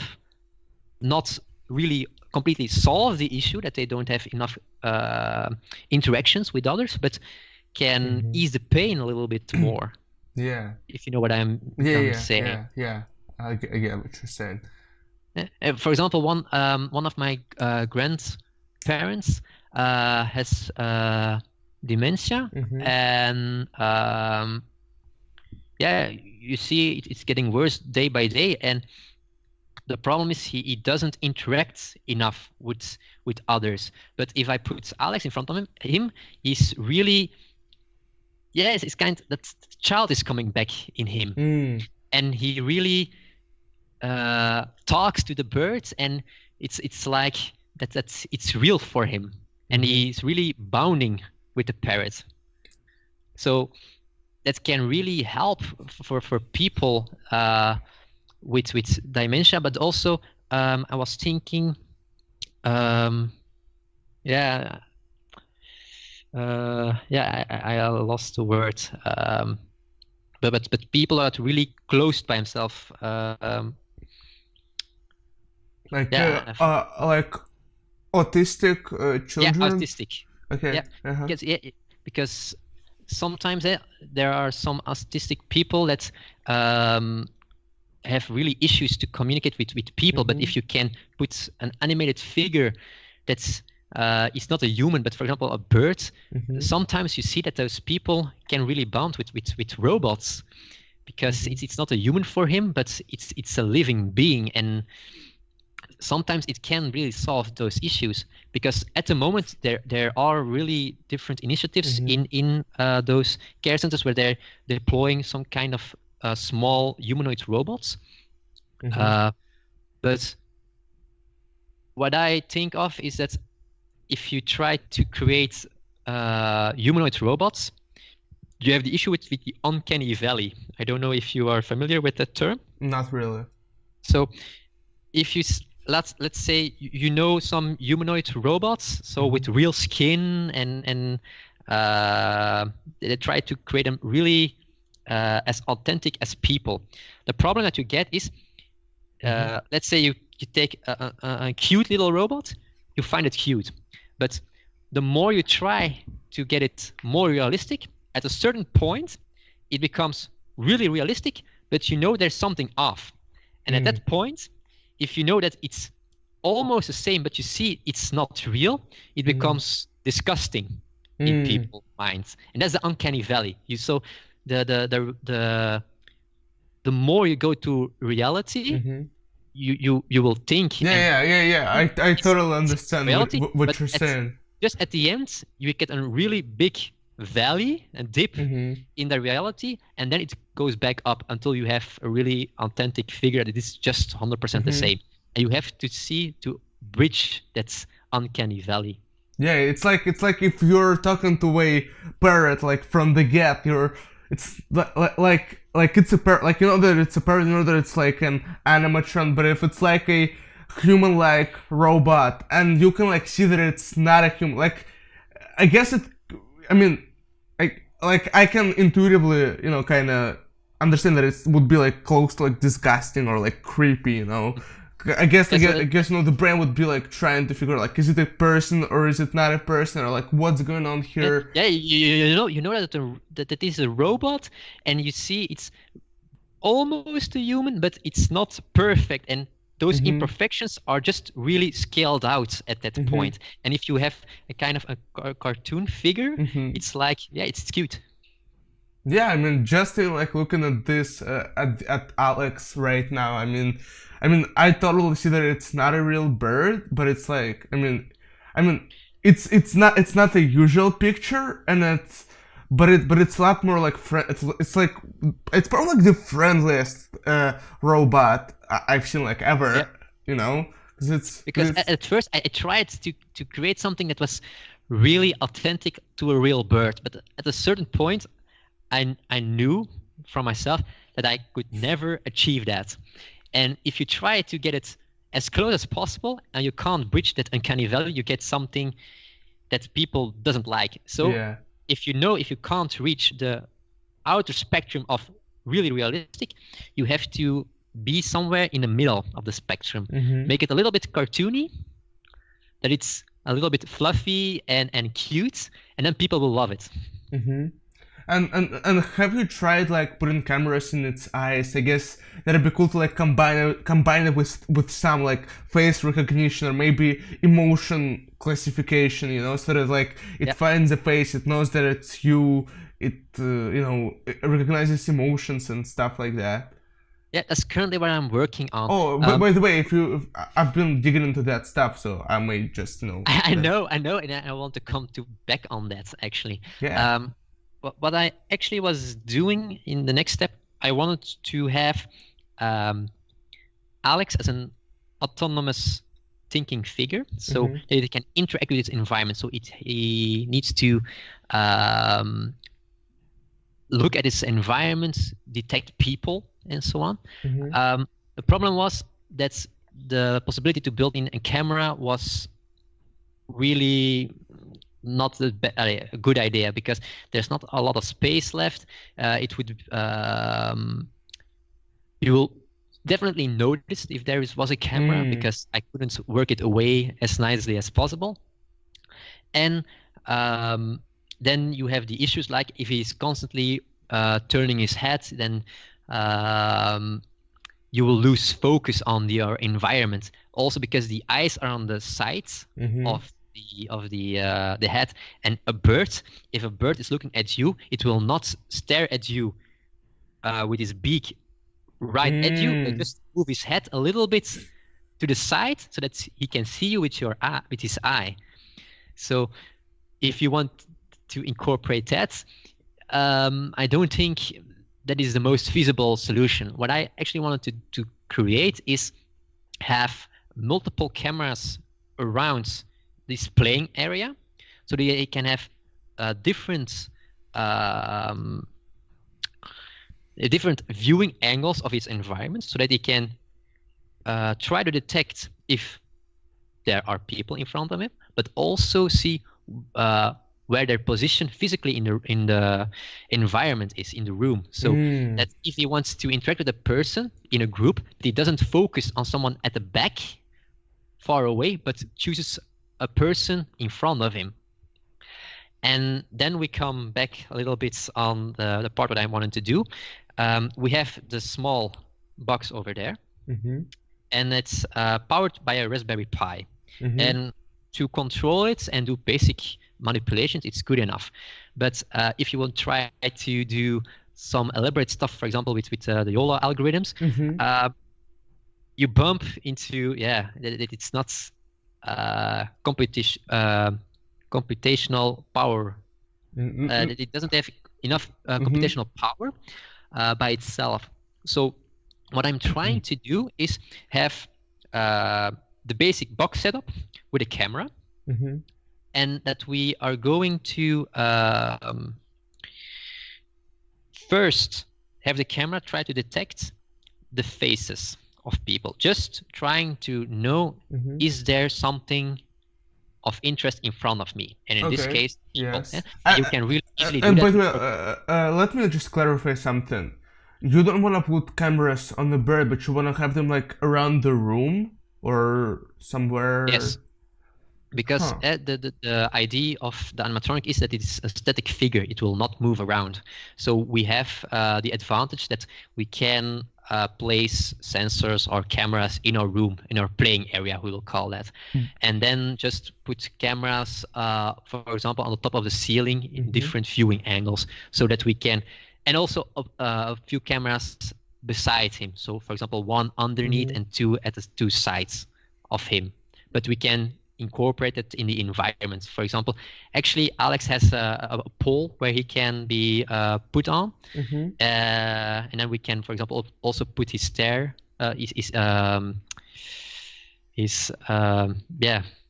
Normally he has a tail, but because he's on his table model, we can't put it on. So he has also, normally he has a tail of 40 centimeters, and that's why he's now constantly leaning forward, because the tail is also a little bit in counterweight, and then that's why he's constantly looking forward, bowing forward, because you can see now we don't have any room for the tail at the back. But when he's on his pole, we can put the tail on. But isn't it kind of like really like that would be really complicated, say, to have 100 of Alexes installed like around the hospital? I mean having those cameras, I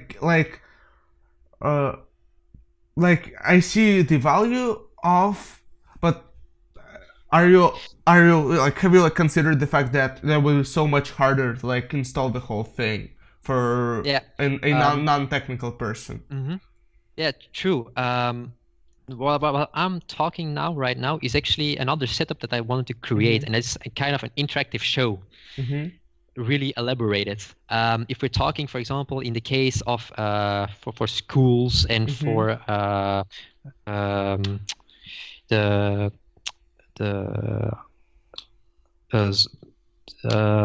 for the care center, for example, then we will just have a unit, and we can build one camera underneath or beside it. Or actually, we don't have to create parrots. If we have another figure that is a little bit bigger in the head, we can just put a camera in the head. But in this case, it's not feasible to put a camera specifically in Alex.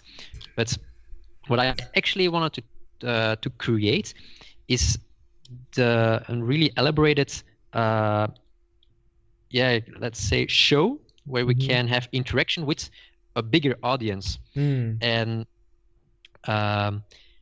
what I actually wanted to have is, if first we have the one camera that's connected to the box, that actually has the possibility for the first interaction, knowing there is someone. And then we create a kind of data representation of your environment, so we know there is a person. But the more elaborated algorithms, the expensive stuff to calculate, we can use a digital twin in the cloud that has a copy of the data, and then we can run in the back the more elaborate YOLA algorithm to detect, for example, the age, the gender, the emotions on the face, and enhance the data model, and then it will be sent back to the unit, and then it can play with that data.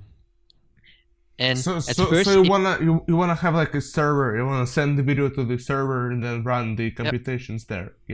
The things that doesn't have to be really fast or really real time can be done in the cloud. For example, knowing the age, if we don't know it right away, it's not an issue. It's an issue that we can't track a face in time, because it has to be realistic. If you move around, it needs to be that the face, that the head tracks the face real time where he's moving around. If we do it in the cloud and there is some delays, then you will see that his face is not tracking. It's important.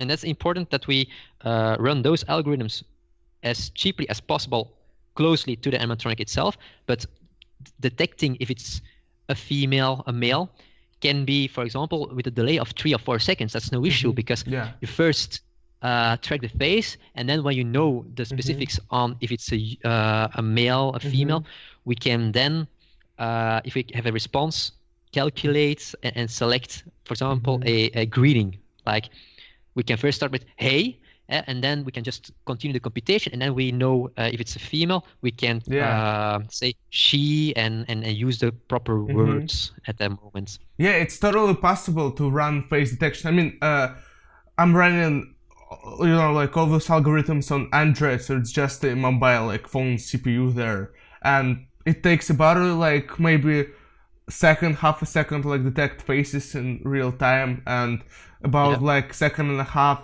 up to like 2 seconds, probably like something like second and a half to do like all the emotion and age detections. So yeah, it's totally possible. One thing that you gotta be wary of is that you probably like some several frames to make sure that it's an actual like woman or an actual male in front of you, because it really improves the accuracy, because somebody may like like they may have their face like in this position, and then it'll make it harder for the algorithm. But yeah, I mean because when I saw your message on Twitter, I looked into your profile on Twitter and your YouTube channel and saw that you are using YOLO and have a lot of tutorials. So actually, maybe I wanted to propose, maybe we can do a collaboration together. Oh, sure. What do you think? Yeah, I would love this. It would be really nice, because it's really, I'm not into that or that far into the YOLO algorithms or something. So it's really pretty new for me, and it's just I started with one of your videos and trying it out, and it seems promising. So maybe it's actually YOLO algorithm is just for object detection. Face detection, face recognition of different people, and then emotion, gender, and age estimation. Like those are like different animals. But yeah, I could totally help you with that. It would be really nice, because I want to present him in a few weeks for another audience, and it would be really nice if I can have a kind of basic or a first implementation of facial recognition. Because what I actually wanted to do is create a setup where he can track faces, so looking at people directly, ask them a question like, for example, what is your name, and then calls you with that name. And also remember that face. If you, for example, come back an hour later, that he can say, "Hey, I know you. You're that you're that person." I can totally help you with that. I've been through like all of this stuff. Me and my friend were like working that app for visually impaired people, and one of the features is to be able to tell from the camera of a smartphone whether in front of you is a male or what it's like age and what it's like the emotion. So yeah, that's actually the parameters that I want to detect. Yes. So that would be perfect, actually. And I can also help you with like face recognition stuff. Like all you'd have to do is to let me just think for a moment.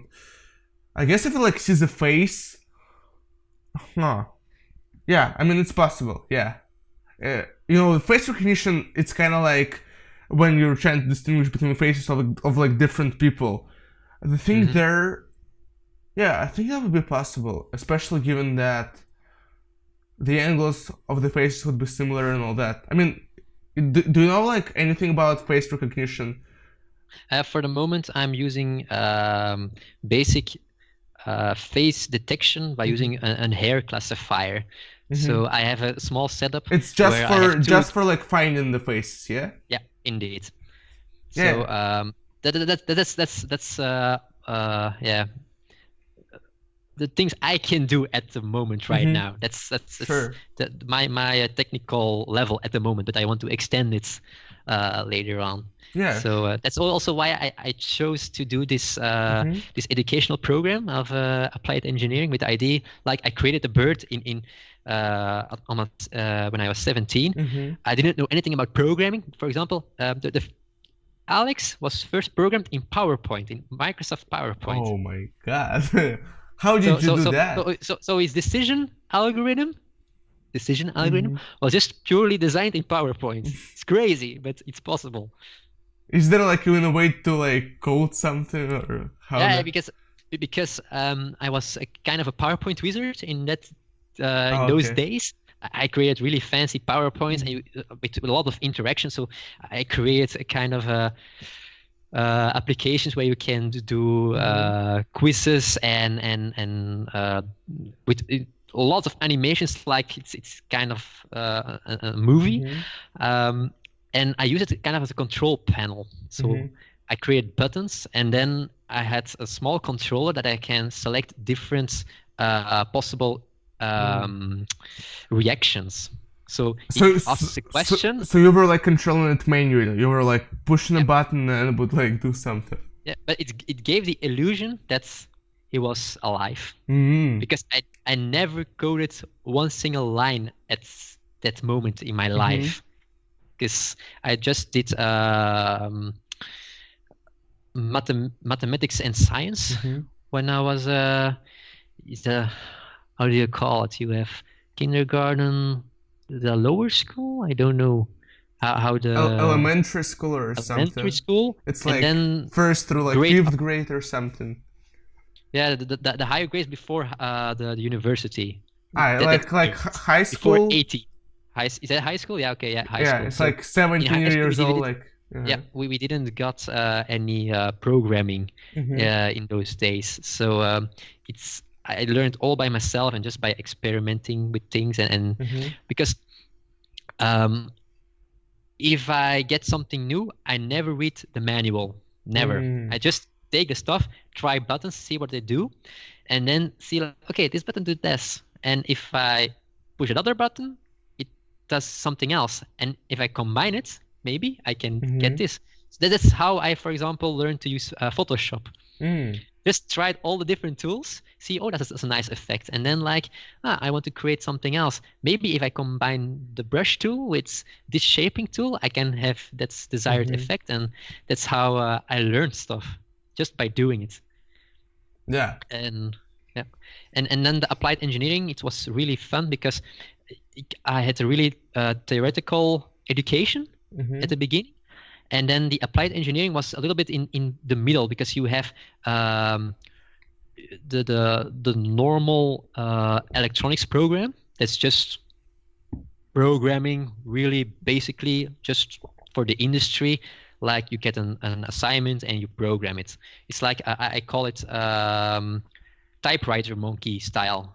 Just as a monkey, type the code without thinking about it. And then you have the more theoretical program of electronics ICT with engineering. Then you are really thinking theoretically, but you don't implement it practically. And I wanted to have both. And then the applied engineering was just the perfect education that I could choose because I could still use my theoretical background and extend more to the practical side. Yeah. Yeah. Yeah. About like I'm thinking in the background, like what would it take? Just the basics of what you should like know about the neural nets there. Like object detection is yellow, it's like detecting people, detecting different objects. It's one neural network. Then there's one that I've made that's real good for age estimation and gender estimation. Then there's the emotion neural network. Then there's one for real good face detection, like the bounding box of a face. And then the way face recognition works is you take first a feature vector, like you kind of find the face, then you take the feature vector, you kind of like, that's kind of like the fingerprint style thingy, which is the vector. And then you train like a neural network or an SVM or just a basic machine learning technique on that vector, and each vector of faces of different people, because it was designed and trained in that way, they're like distinct enough so that you can distinguish between them. And that's we'll do something about it. So why don't we jump and talk about your club and what you've been doing there and how's like that been going? Yeah, so ImagineLab, that is something that I created when I started my PhD. So I always had the idea. So it's about 3 years ago. Yeah, It's normally it's yeah. I think we are now 2 years in business, because the first year we were just yeah, having all practical administration stuff ready, because yeah, the university is really cautious for that all the papers are in order and that everything is fine, because it's outside the school hours, so the assurance and stuff has to be in order before we could continue. But yeah, I had always had the idea to the club with my friends, but never had the time. And then at a certain point in time, I pitched the idea to my promoter, and he says like, yeah, it's really fun stuff, and maybe we can do it for the students. And the fun, or the nice thing is that we have the infrastructure of the university, so we have a room that we can use. We also have different labs with different materials and tools that we can use. So we have a large environment with all the different tools. And the goal that we wanted to achieve is actually try to bring a nice environment for students, to create a kind of community for students that are interested in technology, and actually apply everything that they have learned and did in the courses in funny projects of their own. So because now you get a task, you have to do a certain assignments, and it's fixed. You can't do something of your own. And now we had students that, for example, have automated their own house, so that they have a doorbell that greets the friends that enter by their name, for example. We have also different projects in the club itself where students can just freely join and contribute. So, for example, Alex. And we also have an arcade machine around the corner that we designed fully ourselves. So we just went to the store, bought wood, saw it, and created an arcade machine. And so what do you mean by an arcade machine? Like, what does it do? Have you seen Wreck-It 12? Wreck-It 12? I don't think so. Wreck-It Ralph from Disney. From Disney? The movie. No? Maybe, but maybe, you know, I don't recognize the name or something. What's it again? So Wreck-It Ralph, or Ralph Breaks the Internet. Oh, I've seen the thumbnail, definitely, and I've seen like maybe like the trailer somewhere, but you know, I know a little bit what you're talking about. I've seen like the snapshot of that movie. All right, wait, maybe we can do this. I have a lot of wires, but we can just run around the corner. If we continue our demonstration of the entire building in our room. Oh, okay. So that's arcade machine. Okay. So it has a lot of big buttons to play old games from the past. So we can turn it on. And that was built like by the student, by the attendees of the club.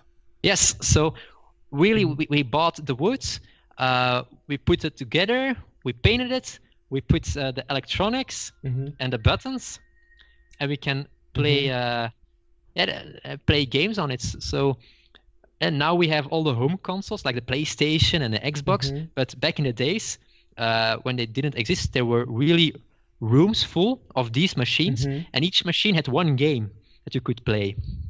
And you had to put money into it, and then you can, for example, play one of the games. And on this arcade machine, we have put different ROMs of nostalgic games. So, for example, the Sega Game Boy, for example, if I'm not mistaken.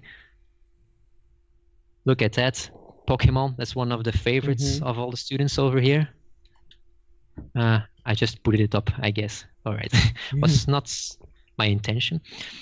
But also, we put it games, for example, from the Xbox and Nintendo. But we have one course where students have to develop their own computer game. And what we actually have, we have a nice collaboration with that professor. That's at the end of the course, that students have the possibility to upload their developed game on a machine, and then the arcade machine is a kind of a wall of fame. So students could play other students' games and see what the previous generations of students have created in the past, and the machine is just there for students to play. So we have, with the club, collaborations with the research teams. For example, the race car, that's the toy car. We use that also to create small races and so kind of hackathons. And then, for example, the arcade machine is in collaboration with the education department of our university. So we really are really fond of collaboration between different teams, because it gives so much synergy what you eventually can do with it. And also like inspires the creativity, because people from like different subdivisions, you know, like get together and the ideas get mixed and cool things get created. I've also seen like you've been participating in like competitions and stuff, like hackathons, I guess, on the website. Yeah, we have participated in a certain hackathons with different teams, and we actually have already won 2. Like the Volkswagen was something also there. From Volvo. Oh, Volvo. Sorry. Yeah. And the funny part about it is that we now officially have a company out of that idea. So I'm now owner of a spin-off company of the university. With the winning idea of that hackathon. And so, elaborating, what was the idea and what was happening there? So the purpose of the hackathon was to look into the possibilities of the different data that Volvo has of their trucks and combine it with other data, for example, with map providers like Google Maps, the toll costs of the roads, and try to propose an application that can use or do something of value with that data. So again, I'm not really there. Do you like what do you do again? So with that hackathon, what we did is we combined data from different sources and proposed a solution where we could do a cost calculations of different alternative routes for a truck. So the problem is that in the dispatching room of a trucking company, of a logistic company, they have to manage a lots of trucks, and they do the planning up front, but you know, traffic jams can be really unpredictable, and sometimes we have to adapt it. And we created a tool that can detect, for example, traffic jams, and then do alternative propositions based on the cost it will eventually have. So we do a cost calculation of, how much does it cost to drive another route A compared to B? And then we take different factors into account, like the hourly cost of the truck driver, the amount of kilometers that is driven for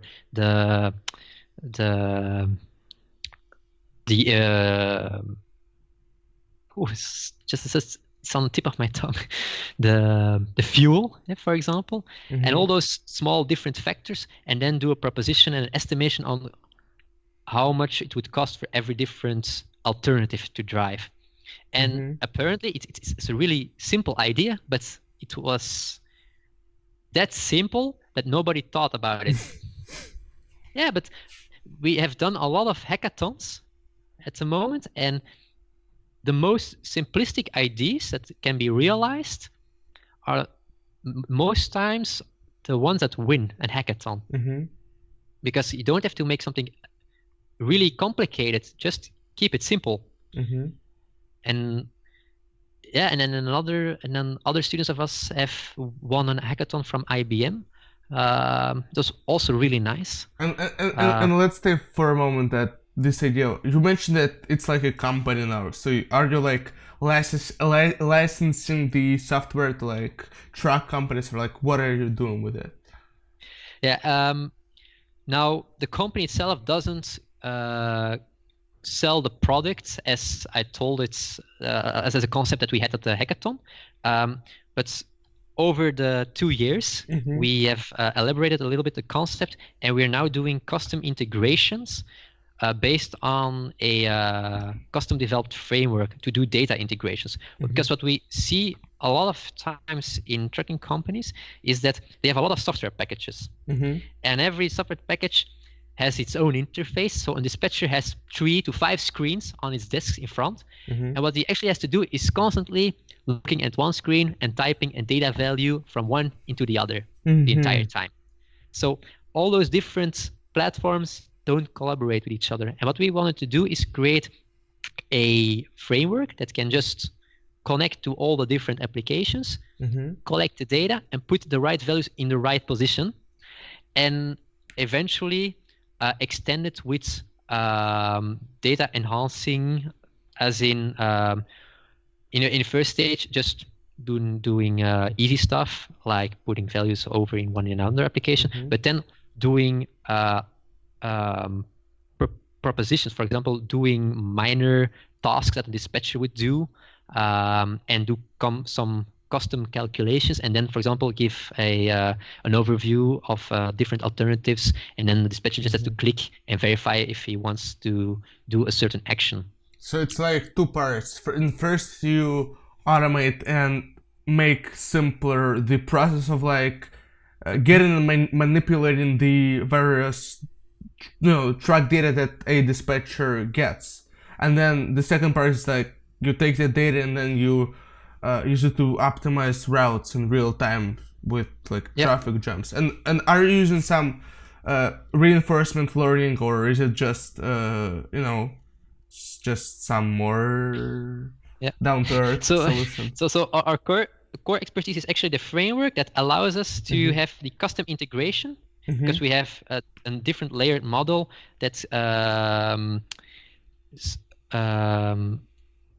that provides us the necessary data models to have those easy communications with the different applications. And the system is really flexible, as we can just put in modular blocks. For example, if we have a simple algorithm that can do kind of calculations, or we have, for example, a trained neural net that can, for example, optimize routes on its own, we can just create a kind of a block and put it in. And because of the design of the framework, we can easily put extra data sources to it really easy and quickly. And also, if a certain data provider is switched in the system, we don't have to redesign the entire framework anymore, because we do have a translation layer on the top that can translate data models in our own framework, so that we don't have any dependencies on third party. And so do you have like a website? Yeah, it's called Digitrans. Digitrans. I'm hearing some Dutch.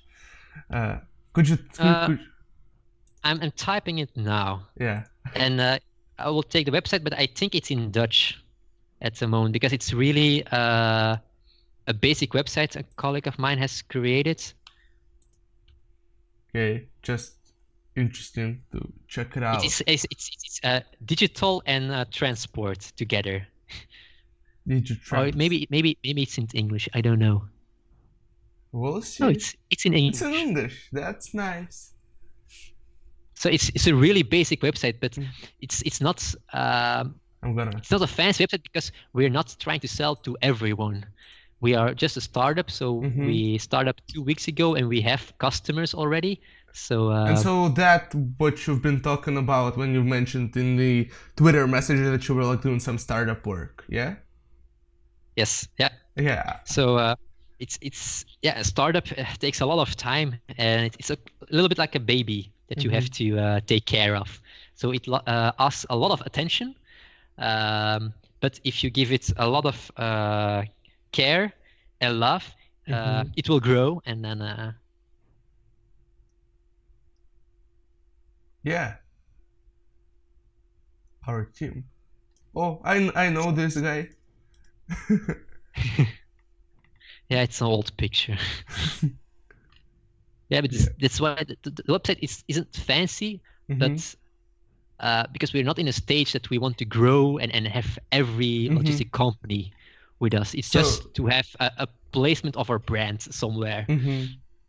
So it's like you're actively developing the product, and it's like the beginning of your brand. And how much of your time, I guess, currently like spent like, you know, on this project? Like how big of a deal that is, I guess, I'm asking. So actually the project started a year ago, and we asked for a fund at our university that we were granted, and then we had a year the time to create a proof of concept of the product, and that's the product I've worked on for 1 year, and the proof of concept is now finished, and we are ready to have our first customers. But I'm still doing a PhD, and the company already took a lot of time, so I have a little bit of work to catch up. So for now, we have decided that I'm still one of the founders of the company, but we have another really good developer that is now where they're now going to continue my work and develop the product. And I have the possibility when I graduated from a PhD that I can just, if I want to, step into the company as one of the lead managers of the technical department of that company. So I already have a lot of job opportunities after my PhD, because I can, if I want, continue in the academic world or in an own private company. And also, my LinkedIn is always spammed with a lot of job offers the entire time. So I have a lot of possibilities, but it's still 3 years from now before I graduate. So I want to keep my options open and just see at that moment in time, because 3 years, it's a lot of time actually. So a lot can happen. It takes 6 years to complete a PhD, yeah? Normally 4. Okay. But I have a special one. Like I have a grant from the university itself, and I have my job description is actually I have 50% of the time for my own research, and 50% I have to give for the university to do services, like for example giving courses, following up students, do activities. So, and because I have 50% of my time to work on it, I get 2 extra years, because normally if you have a normal grant, it's a 4-year fund that you get to do your PhD, but then you have really 4 years to work on it. And now I have 6 years, but half the time I have doing actually other stuff. But it's really fun, because it's really a challenge for me, and I really have fun with it, because I'm really a person that can be really quickly bored if I just do always the same things. I always need a challenge, and this is the right challenge for me, because I have to teach, I have my research, I have my own spin-off company now, I do the hobby club. You have a talking parrot, of course. Yeah. So, and a lot of hobbies, so I have a lot of things to do. So sometimes I forget I have an own private life, but and do you enjoy teaching students? Like, is it something that you like doing? Oh, actually, yeah, I really love it, actually. So when I was studying here myself, I was one of the people on the Facebook groups of students that was always helping other students with courses. And I think by always helping others, I learned a way on how to help other people in teaching and in learning the stuff. And I actually really enjoy it. And if you give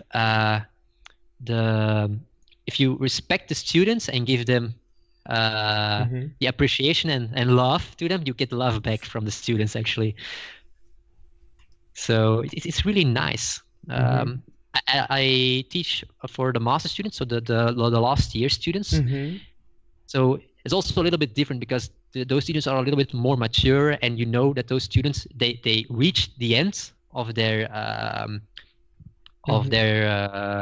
career at the university. So you know that they are the best students that get there.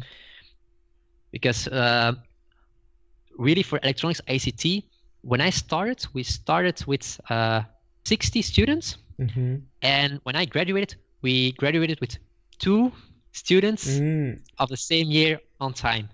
And I think at the end of the original 60, only 20 students, less than 20 students graduated eventually over the course of 4 years after the normal period. So it's like over how many years? So normally it's a 4-year traject, but most students take 5 years, and some even more. It's like doing a bachelor. Yeah. Okay. So you have 3 years bachelor, 1 year master, but a lot of students still have courses of their bachelor when they start with their master. So it's possible, but yeah, you can only do your master when you have completely finished your bachelor. Yeah. So if you still have one course in the bachelor, then you have to, you still, for example, have to do 1 entire year for just 1 course. That's possible. So it's a little bit pity, but yeah, that are the rules. So yeah, and I'm guessing like that's why this academic career kind of entices you because you like teaching. I guess like that's next. What's that? Okay, it's just the. Did you do that? What did I do? I mean, it's just that the link to your site just popped up like all over my Skype screen just for a second. Okay. Again, never mind. What I was asking is, what kind of opportunities do you like get asked to like work on? You've mentioned like getting a lot of those job requests, and what are the directions that you kind of like looking into, like what you may want to do in the future, and what kind of the offers that you get now? And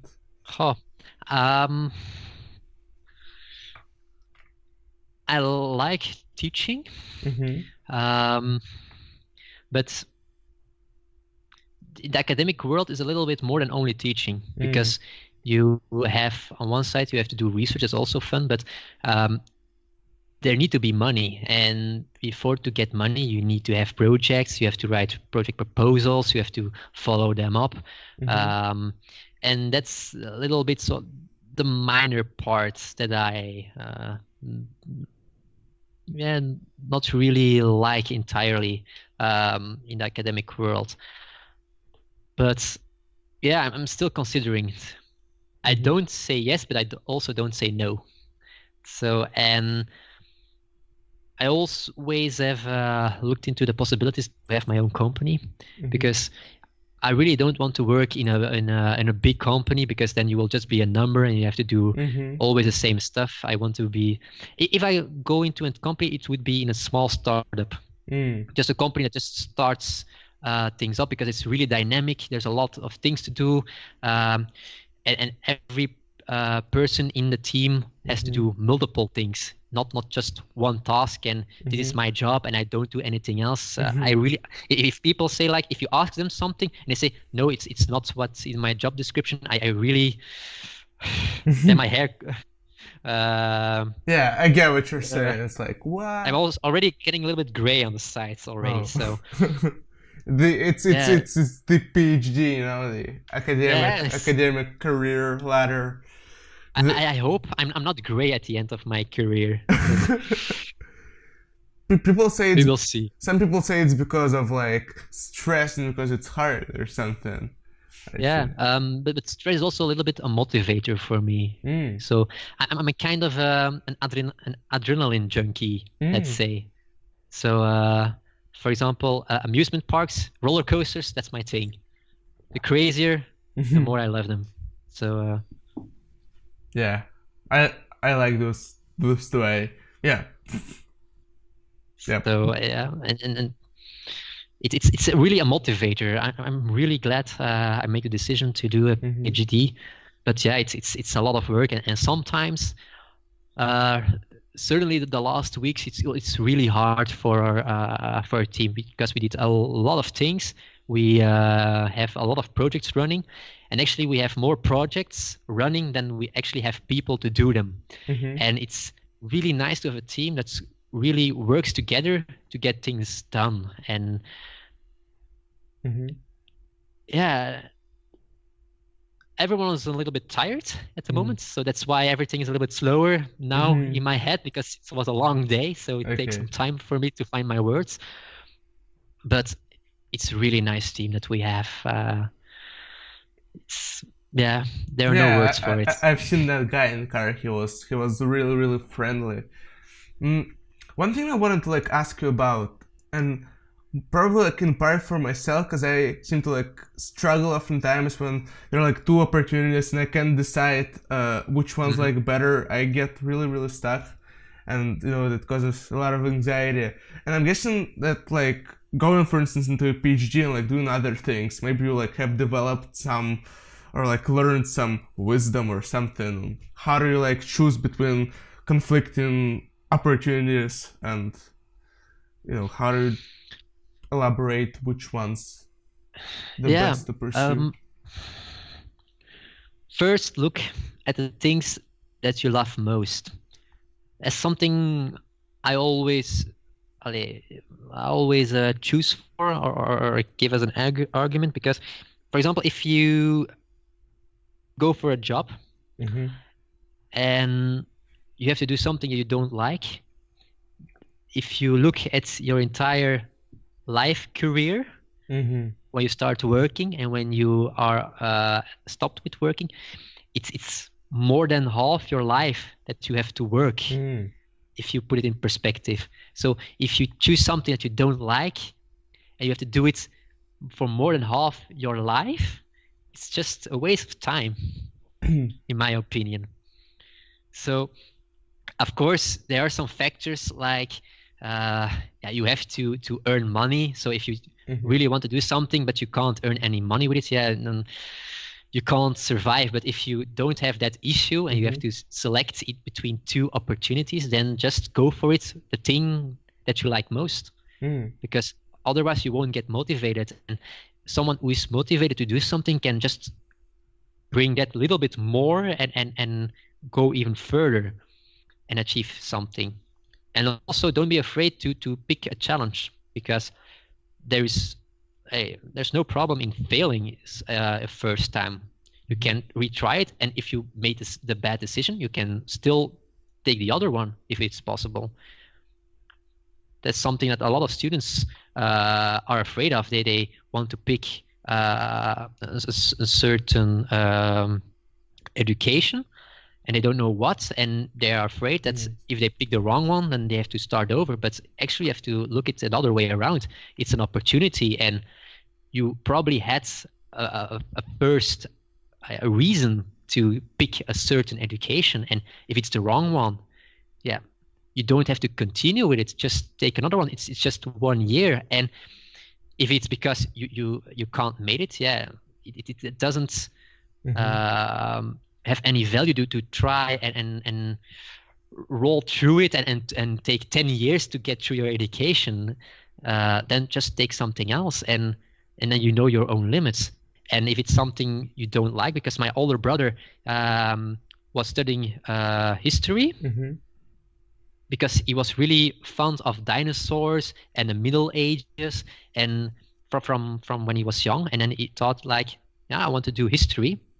But after 3-4 years, he saw it's not what he imagined, because they had to go through a lot of books, and then they had topics like, for example, the musical history in Antwerp in a really specific time area, or the modern arts in that range of time. But or women rights in the Middle Ages from that year until that year, and then he has to look it up. Not many dinosaurs there. Yeah, really. Indeed. So, and he was just struggling to get his focus on those topics, and then he just realized, yeah, it's not what I want to do. And now that's a little bit the pity part, that he just waited for more than 4 to 5 years before he decided, like, no, it's not what I want. Well, he already had that idea from the first year. He just continued until 5 years, and then say, like, it's enough for me. Then he has 5 years done history and didn't had his degree, and now he chose to do animal care. So it's like veterinarian or like that sort of thing. Yeah, but then the assistant for a veterinarian. So we have a lot of farming animals, let's say, like rabbits and chickens and goats, and he really takes care of them, and he really enjoys it, and that's his new decision why he took it. I mean, gosh, that's a great example of like waiting like 5 years versus 1 year. Yeah. I'm can't gonna understand it, but that's a great example of just, if you don't feel right about it, then it's better to take the decision a little bit sooner than just to wait, and then at the end, because he already did all his courses, he only has to make his bachelor thesis and his master thesis. But he just said, like, after the fourth thesis that he wrote, like, it was once again rejected. He was like, yeah, it's enough for me. And then as he started the other course, and he really enjoys it. And he already also took an education with a lot of female students, something that we don't have. So yeah, our department, it's one and all males. I think we only have 3 or 4 female students in the entire education for electronics ICT, and he is one of the 3 males in the animal care. So I don't know why he doesn't have a girlfriend yet. But yeah, I mean, the time will probably, do the thing. Yeah, probably. Yeah. Is there like anything else that by the way, like, that was super valuable, and that's something that I'm gonna think about probably for some while after we finish. Is there anything else that, like, on your mind that excites you lately, that that you're like thinking about in like all aspects of life, like maybe of life? Yeah. Beyond like just Antwerp and stuff. We have a kind of a tradition that at the end of the club evening, that we have a kind of a philosophic moment, and that we are just thinking about stuff like meaning of life and just arguing. Just ask the Parrot, I mean. Yeah, maybe, but it's really programmed. But yeah, we're kinds of thinking about that stuff, and yeah, it really goes to really crazy places sometimes. But yeah, it's not like that I can give you something like, oh yeah, you have to do this or that. But it comes naturally. If you talk about something, then we're just going to the matter and giving our own opinion and try. I really am fond of and really good at finding relations between things. I'm trying to connect everything together. That's a little bit my strength point. So that's how, for example, I created Alex, because I never saw anything about robotics, never saw something about software. I just started it. Like, we were waiting in line, and I thought, like, I wanted to create an animatronic bird out of the blue, and then I started some little bit research on my own without any help, and finding some models, and okay, I need motors. What motors should I use? Okay, servo motors are easy to use, and then a controller, and then looking into how that works, and then trying to combine the different sources that I had to eventually create the Alex that is standing over there right now. So thinking abstractly about things and finding correlations between things is really a core aspect to be eventually a good PhD. Let's say you have to think critically, ask critical questions about things, and find relations between things, because we have a lot of students, they just accept what you say, but we have some students, if you ask them something or tell them something, they already, you see them in their eyes, they already are thinking about relations with other things that you had said, and then ask, but how do that relate that to that? And if you're thinking that way, that's really a good start to do a PhD, if you're good at that point. So maybe if you're thinking the same way, it's maybe a good start to do a PhD. But yeah, that's a good question. Like, for whom, and PhD, like in your case, like 6 years, like for whom would you recommend going to the philosophy doctorate PhD programs? You know, you should be, research is a really important thing. You have to be critical and a little bit a fast learner, so that you can really grasp concepts really easily, and find the boundaries of what is known, and look at possible combinations, what can be combined with each other, and where are the gaps, and then find the gaps and trying to fill the gaps up in the state of the art. That's actually the core that you want to do. And then a PhD is also a lot more than just being a boring scientist doing just science stuff, because we also learn how to work in team, how to communicate, explaining what we do to everyone, so not to talk about and throwing different terminology in someone's face, but really try to explain it up a really easy, understandable way, in a fashion.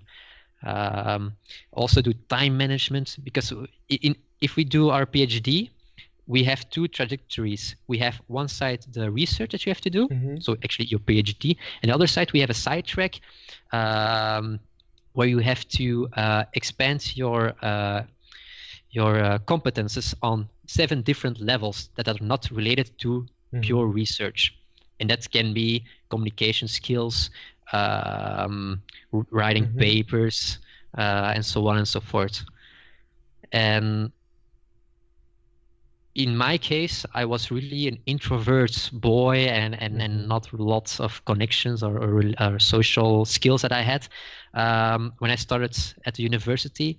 But now I'm really working on it, and I think I'm made really great progress in that.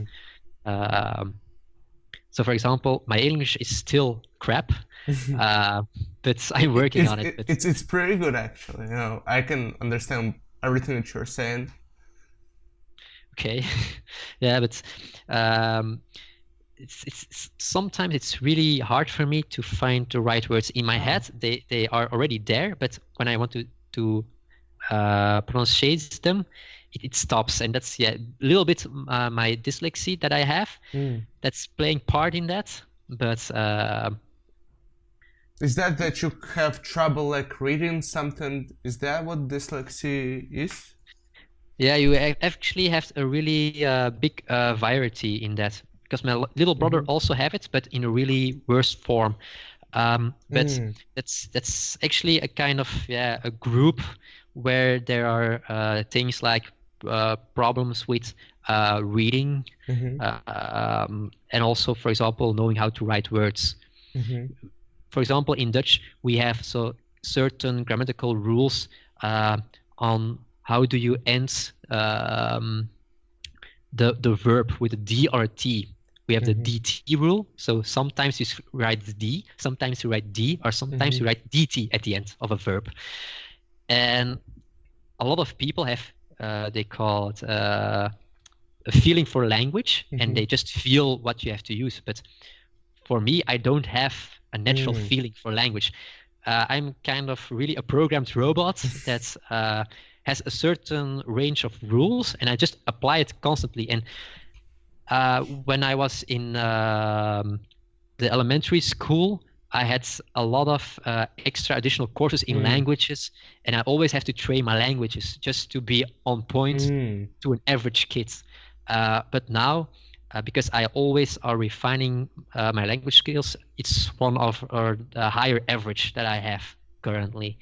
And that's just by training, and because I'm really good at finding correlations, it's really a good way to approach it a little bit mathematically or scientifically, the language, by just applying the rules. That's how I process languages, actually. It's not that really effective, and it's at the end. So, for example, after this conversation, I will be really tired. I know that, because I constantly have to talk. But it's a good practice. I mean, yeah, that's why I'm doing also this. So I know it's a really good practice for me. And for me too as well. Get out of my comfort zone. So yes, me too. To talk in English. For how long are we? Let me check. I think it's been 2 hours and 40 minutes from like the very beginning. So yeah. So does it mean that it's harder for you to learn by reading something? It kind of flashbacks it's slower. If I read it, I read slower than average kids, let's say. So I really have to read every word, so word by word, if I want to understand something. So sometimes people just skip words and then they can take the content out of the sentence, but I really have to read every word, put them together, process it, and then say, okay, that's the meaning of the sentence. It's probably relatable to the fact how you were saying that you approach problems by just throwing yourself into them, just playing around with them, other than reading. It's probably comes in some part from that, yeah. No, I mean that it's harder for you to like learn by reading, so you're more likely to just throw yourself into a problem and make a parrot out of PowerPoint. Yeah, yeah, maybe basically. I'm trying to find my own rules in the language. I try to find correlations, and if I can't remember something, if I can correlate it with something else, then I will remember it. The same for names. I can't remember names. I remember faces. But if I find a correlation with a name with another subject, I can directly know your name. But for example, I see your name standing at the top of the screen, but if your name wasn't there, I couldn't remember your name. But if you, for example, next week pass by in the corridor, I can say, I know you. Because a face, I don't...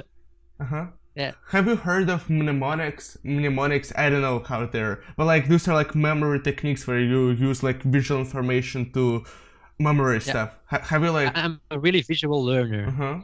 So that really helps. And because also... When I was studying for French and English and German, it was really tough because actually I had to learn constantly for my languages just to have a grade just enough to pass. And for my mathematics and other science stuff, it was just learning at the point, and I could just wing it, let's say. But for languages, it was just hell.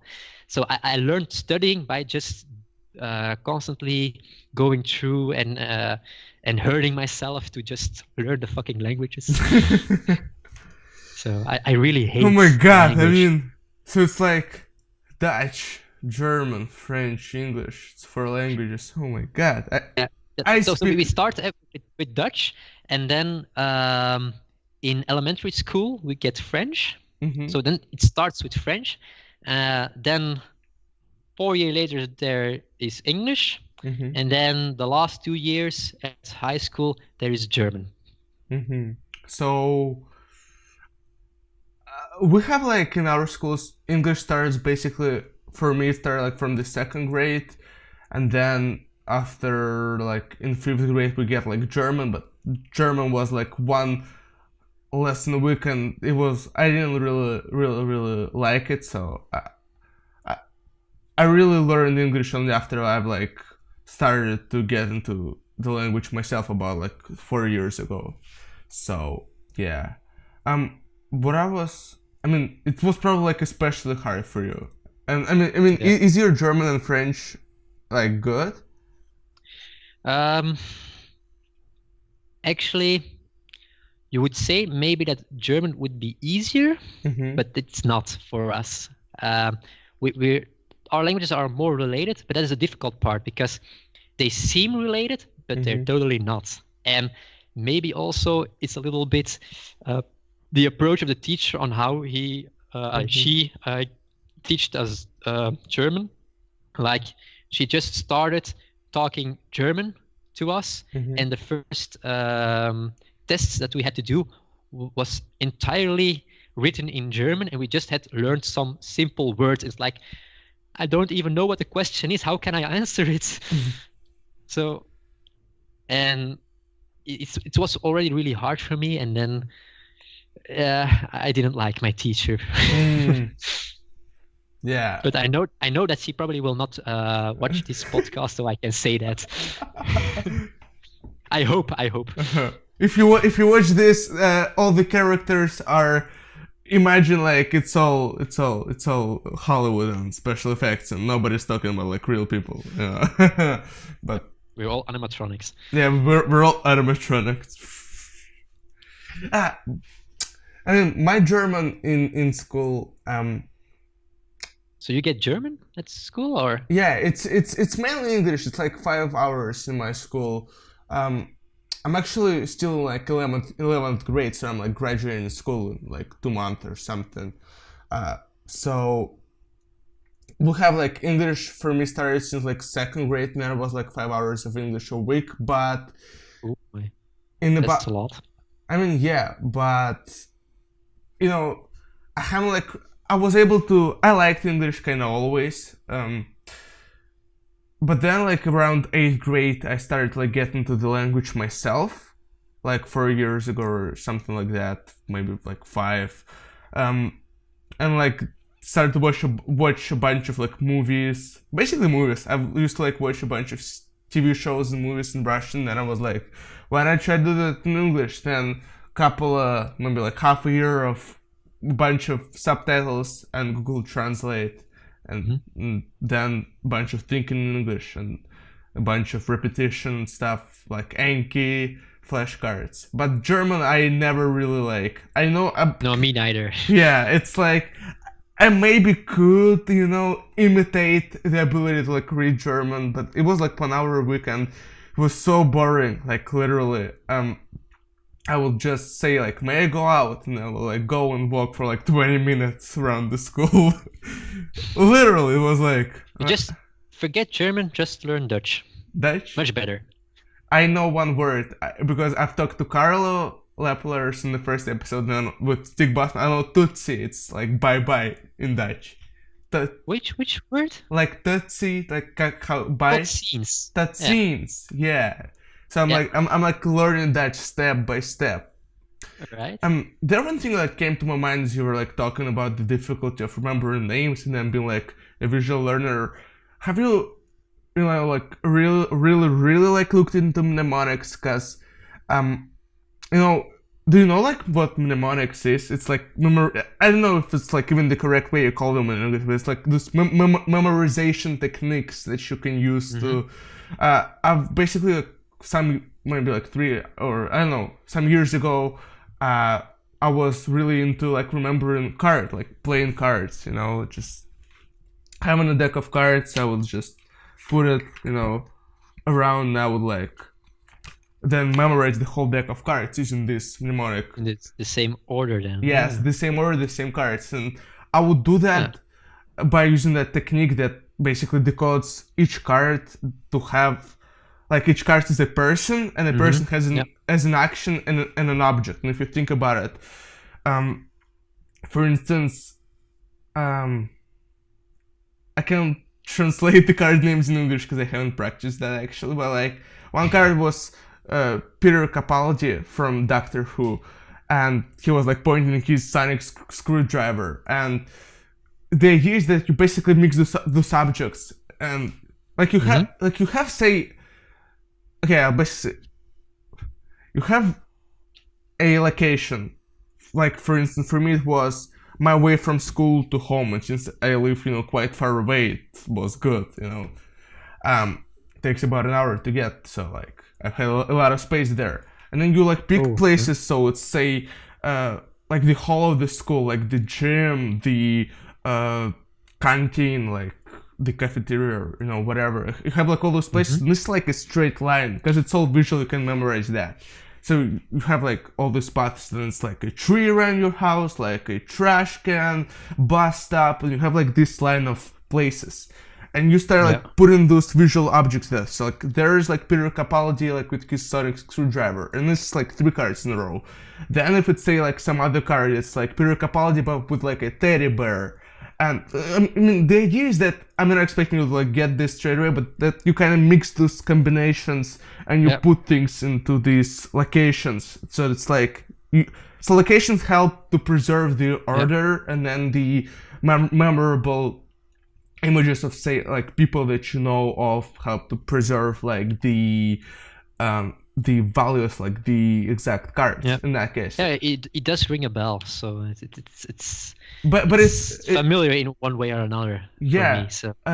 But the reason I would like brought it up is that there are like ways that you can remember names this way. Like I think one technique was called it's basically something like, imagine a person that you've just met, his name, then imagine a celebrity, somebody whose name you know with the same name, and then imagine them like fighting together, like beating each other down. That's the same that I did with the girlfriend of a friend of mine. He had a new girlfriend, and it was like, shit, I'm going to meet her for the first time, and like I can't remember her name. And then I thought about a famous Belgian girl, and now I never forget that name.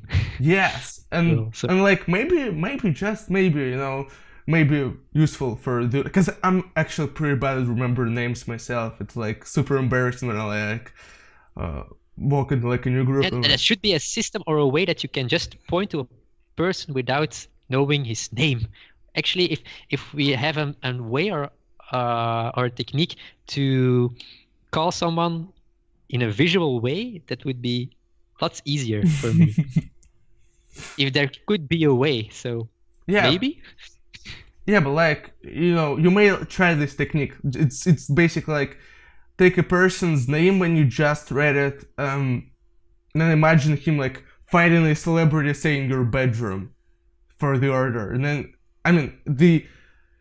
imagine your path from your home to work. Like if you want to go like remember like all of the people, and then say like starting like from your bedroom, you have like your girlfriend fighting like that. And the reason why it's fighting, it's because it's kind of really really memorable in human brain. The kind of the image, it may be anything else. Like they may I don't know, play soccer together or something, play football or whatever. But anyway, just imagine them together. You may put them in sequences to be able to just, to have the order, to have like the sequence of people, or you may just remember that image, and then when you like see that person visually, go back to the image of celebrity, and then the name of celebrity, or maybe it's not just a celebrity, maybe it's like a professor whose name you've like memorized or stuff. Is it like correct like understanding from my perspective that you are able to like remember names? It just takes longer, right? I mean, you do remember. So sometimes if I'm really tired, or so at the point that I can think about the entire concept, I know the word, it's visually in front of me, but I can't get the name of it. So it's like even with the close like friend, like with the people you know real well, it's also kind of thing. It does happens a lot, but sometimes it's like someone that you know for years, and then you stand in front of him, and then it's like, fuck, what is his name? And then I have some certain techniques to avoid those situations, like rephrasing my sentences that I don't need to name. So that's some kind of techniques that I learned myself to avoid those awkward situations. But yeah, but it also happens, for example, with things or normal words. Like certainly during this conversation, when I block, it's like I'm thinking of a word, but it's not coming out. But I know that I know the word because I certainly have used that word sometime. But just if the pressure becomes too high, then sometimes I just totally block. And that is still something I'm working on, and it's got a lot better over the years. But yeah, that's my ultimate goal, to can have fluent conversations with someone. And how do you practice? I guess it's by doing it. By doing it. It's the same how I learned languages. It was just we always get an entire set of words to learn, and what I did for 6 years every evening was just taking a sheet of paper, writing every word 5 to 6 times after a row, next one, and then repeating the process entire time. And then that's how I learned the language. But for example, for English, it was a little bit different. Like if you do programming, everything is in English. So it's like just jumping in the ocean and swim, because otherwise you will drown. That was some of my concerns when I started at the university. Like I knew that there were going to be some courses in English in the higher grades, but eventually I learned it just by doing it, and I think that's the fear was not really in place at that moment. So eventually you will learn it just by doing it, and luckily it wasn't starting right from the first year, but I think my first courses in English were given around at the end of the second, start of the third year, and at that point I could understanding is in most part not a problem. It's sometimes just doing the English conversation that is more a problem, but I think just another way of just practicing, because you read about stuff and then eventually you will learn it, but yeah, speaking is something else than understanding. By the way, like, during this conversation, I have not heard you like a single time asking me to like repeat myself. Like that was me like asking like, could you repeat yourself? So I guess you're doing a real good job here. I wonder, do you like, I mean, when it comes to just talking the words that you know, it's no, like dyslexia is not a problem there, or is it also a problem there? Like when it's just talking and listening. It is there. It's there. Because I'm sometimes overthinking too much. That's some of my bad habits. And when I'm doing something, I always am constantly thinking about everything at that moment. Sometimes in total chaos. And if I stumble over a certain word, like for example now this sentence, I just stopped really a short time in my sentence, and that's just another point in my head. It's like you said something wrong, your pronunciation was off, and then always all these triggers, and it's constantly calculating, and like I'm a little bit a perfectionist, and I wanted to do my best to get the right things done, and that's a little bit kind of frustrating me, and that's why sometimes I put too much effort on myself, and because I do that, I block myself, and if something goes wrong, I will focus on that thing that went wrong, and then it's like an avalanche, and then it gets worse and worse. And I've learned during my years at the university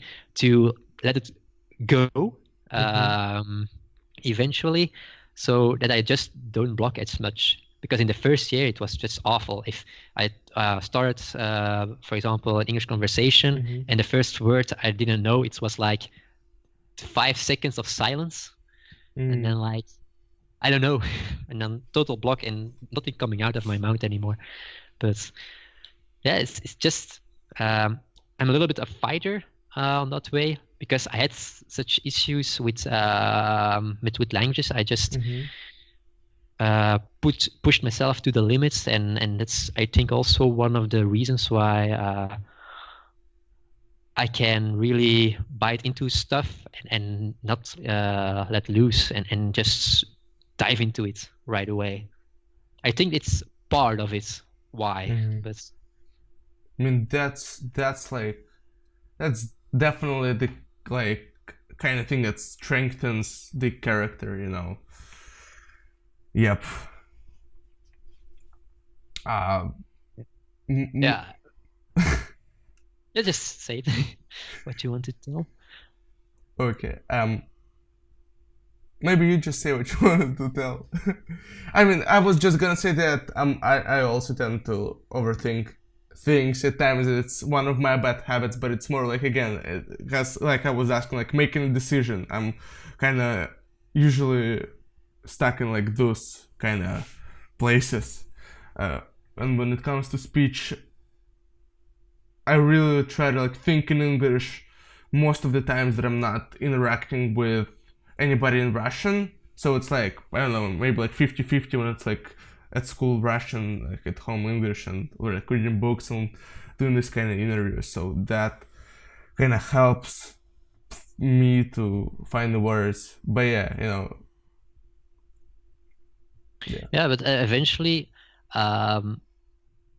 just because always pushing myself to the limits and really be capable of biting myself into stuff, I think it really helped me to extend my capabilities, to have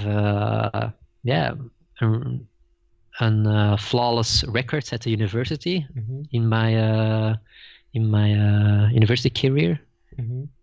So now, not to brag, but I was one of the top students. They told me. So I sometimes other students think that I was just trying to be good with the teachers, but actually I saw my university education a little bit like a hobby. So just doing the projects and learning about the things I'm interested in like technology, electronics, was just my thing. And eventually I made those projects a little bit my hobby.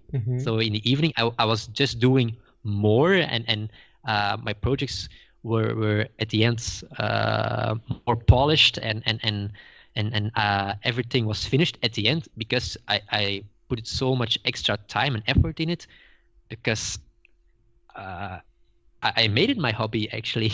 And I think that's a I don't know if it's the best thing that you can do, but if you can make your education like something like a hobby, then you get so much more out of it, because you will be passionate about it, you will do extra effort, and if you want to learn about it, you can just go further. Because in elementary school and high school, I always had to teach just the languages, just to have a grade to pass to go to the next year.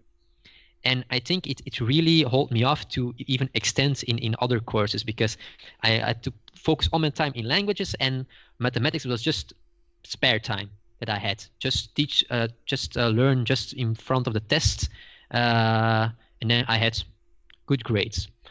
But now really at the university, I didn't have any languages anymore, so I was really relieved, and I really just crashed into everything that I loved, and I could at the end finally extend in the things I love, and it really helped me to extend my knowledge and eventually be capable of doing a PhD. Yeah, so I actually can hear like two very like powerful things in what you're saying. Like the first is, as you said, like biting into something, which is like having that grit that you had like with languages that did not came natural to you, and also one really important thing that you're saying here that I'm like we're gonna remember is trying to make more of the things that you're doing like as your passion, as your hobby. That's real powerful. And when inevitably comes a period when you're like kind of stuck on a repetitive task that's not as fun, you can kind of apply the grit and that like biting into it, and when it's going well, it's like hobby and fun. One other thing I wanted to ask is like, you mentioned that you like have hobbies, and like I guess what do you do outside? Like what's Thomas outside of the Antwerp like? Yeah. Well, before I started at the university, I was busy with music, as in I was a DJ, disc jockey. But sadly, when I was 16, I had small problems with my health, as in half my 5th grade, I passed the time in a hospital because of problems with my lung. 1/5, like 20%. In my 5th grade, so fifth grade. year at high school. Okay.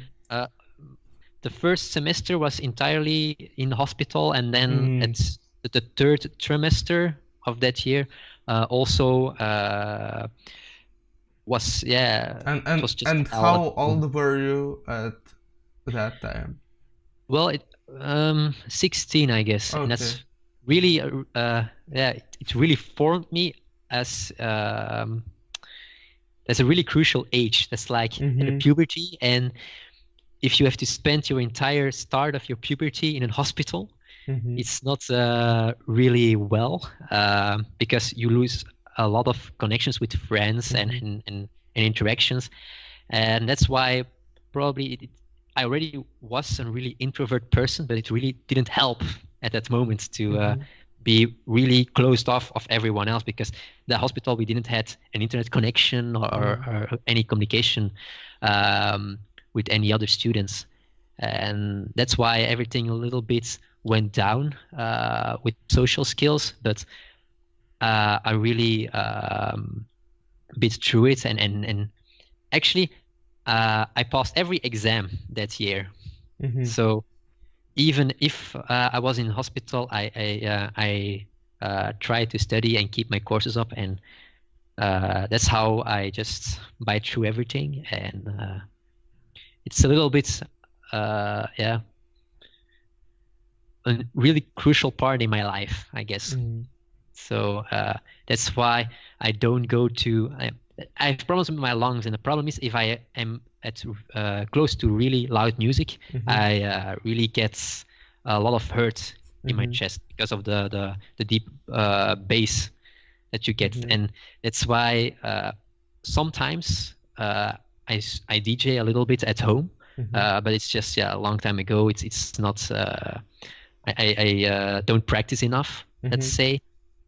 And at home I can lower the bass down, but if you have to play for a room of 1,000 teenagers, they don't want you to turn down the bass, but just amp it up a little bit more. So that's why I turned it a little bit down. And then because I have all the languages that I had to study, I didn't have a lot of spare time.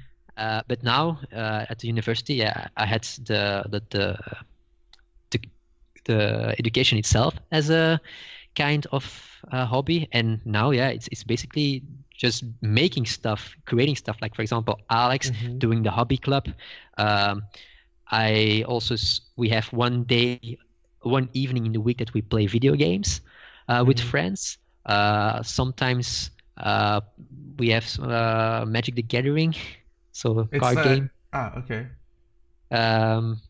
We have a small group that plays that, and they just dragged me in, and now It's sometimes I play along, but I'm not really a geek in that kind of stuff, but just for the fun. You can say I'm a little bit maybe boring in that way. Yeah, but I am just enjoying the little stuff, and roller coasters is my thing. So, yeah, I mean, whenever I get to ride those, it's I love it. I mean, yeah, I like the adrenaline as well. I guess some people freak out, but I'm like, I'm freaking out, but I'm also kind of like good, you know. But yeah, I guess another off-topic question is, maybe you could share what do you like about living in Belgium? Like maybe you have like some special things there. I mean, aside from Belgian beer, because I've heard about that one. Yeah, I know, and maybe it will shock you, but I don't drink beer. Neither do I. So no, I never had the intention, because no one at home drank beer, and it's like it's the same as smoking, because I don't do it. But yeah, what I love about Belgium. It's a small country. Sometimes we call it a monkey land. Like there is a lot of complicated structures and a lot of governments in a really small country, and nothing really works that well. Let's say, but actually, if you look at the things we have in Belgium, I think we can really be lucky to be in Belgium. Like we have really good healthcare sector. The weather is not that good, but also not that bad. We have technology. We are really one of really good standards. We have the chocolate, fries. We should call it Belgian fries instead of French fries. Those French people stealing your fries. Yeah, if you buy, for example, fries in the Netherlands, it's not the same. Really, you have to really come to Belgium and try fries. And what kind of fries are we like talking about? Like meat, potatoes, or like what's in there? Like what's in the fries? Like what are the? It's from how do you say it in English? Probably if I see it, it's like, oh yeah.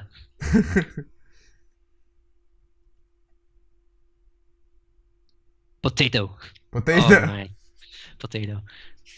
Yeah, it's fries. It's potatoes. So it's fried potatoes. Gotcha. So, and then you mean with which kind of meat you want to eat it, or? Is it kind of like McDonald's or like KFC, but like in a Belgian way, or? If you really take real Belgian fries, it's not like the McDonald's. It's different. Okay. So the McDonald's are really small fries, like not that thick. A Belgian fry is more. It's like not a cube. Kind of beam form, like not a cube, but a beam, rectangular of shape. And yeah, they are a little bit more crunchy than, for example, the McDonald's. Yeah, I hope I'll try this one day. You know, you should pass by in Antwerp one day. Yeah. So if I and the chocolate is also the best. But yeah, well, we have really good chocolate, but actually, so many. If you live in Belgium, eventually you don't eat that much chocolate. It's like, well, I think isn't that everywhere on earth? Like, if you have a specialty in your country, everyone comes to your country for your specialty. But actually, the people who are living there, it's like, meh. Yeah, yeah, yeah. It's kind of like you live in Siberia. Like everybody should be skiing, but like not everybody skis. Or like we've been. Yeah, because you have 7 months of snow there. 6 to 7 months set. So yes, the snow is like constantly there. So, I mean, I actually try to do some skiing, but you know, like not everybody skis.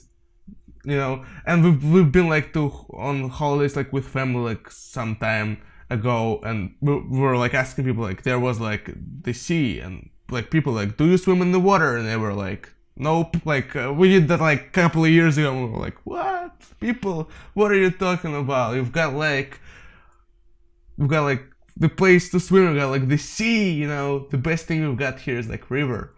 But yeah, I mean Russia's probably kind of contrast to Belgium because it's big. It's big, and yeah. Have you ever like tried some Russian food, or like do you know something about like?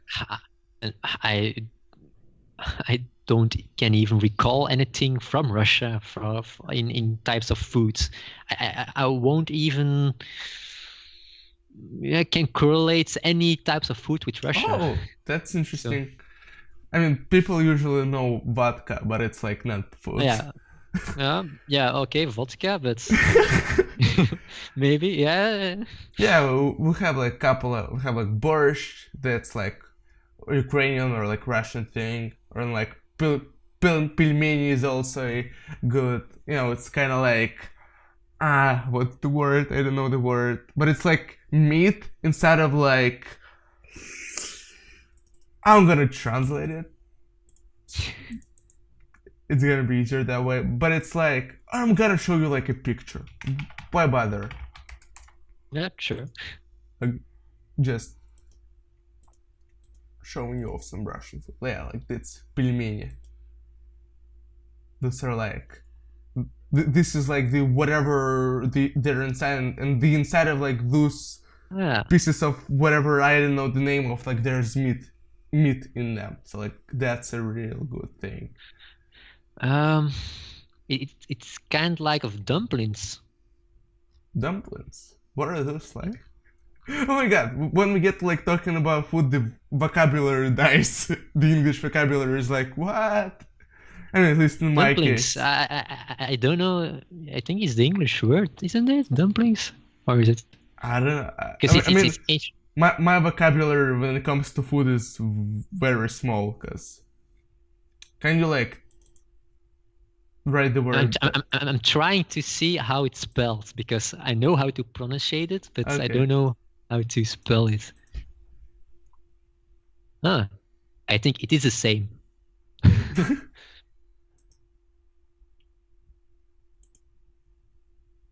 I don't see any difference.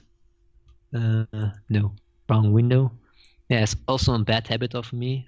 I always keep everything open of applications. Like I have 16 gigabytes of RAM, and I'm currently at 15. Oh, yeah. Constantly. Because I'm a multitasker, and sometimes I have to write a paper. Okay, few lines. Oh yeah, I have to do an experiment. Okay, other application, and I keep everything open, and it's like have you tried? But by the way, like ask me first.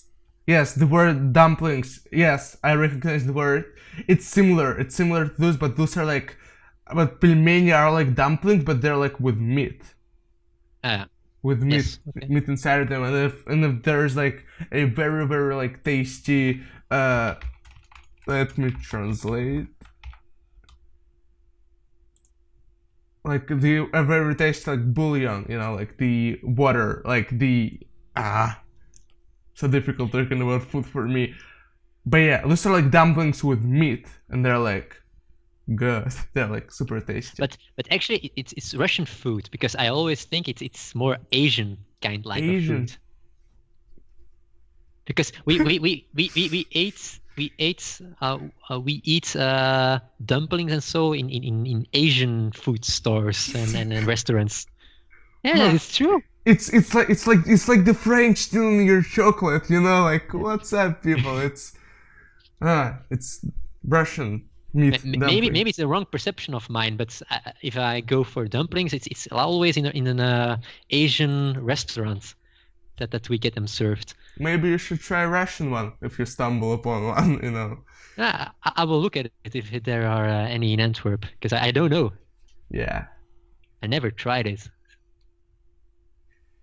Do you hear the music from the arcade machine actually? Because I'm getting a little bit annoyed by it. So No. Do you hear anything of it? Nah. Because I'm really going turn it off real quickly because if it's okay for you. No, yeah, I don't hear nothing. So. Right. I'll be back. Yeah.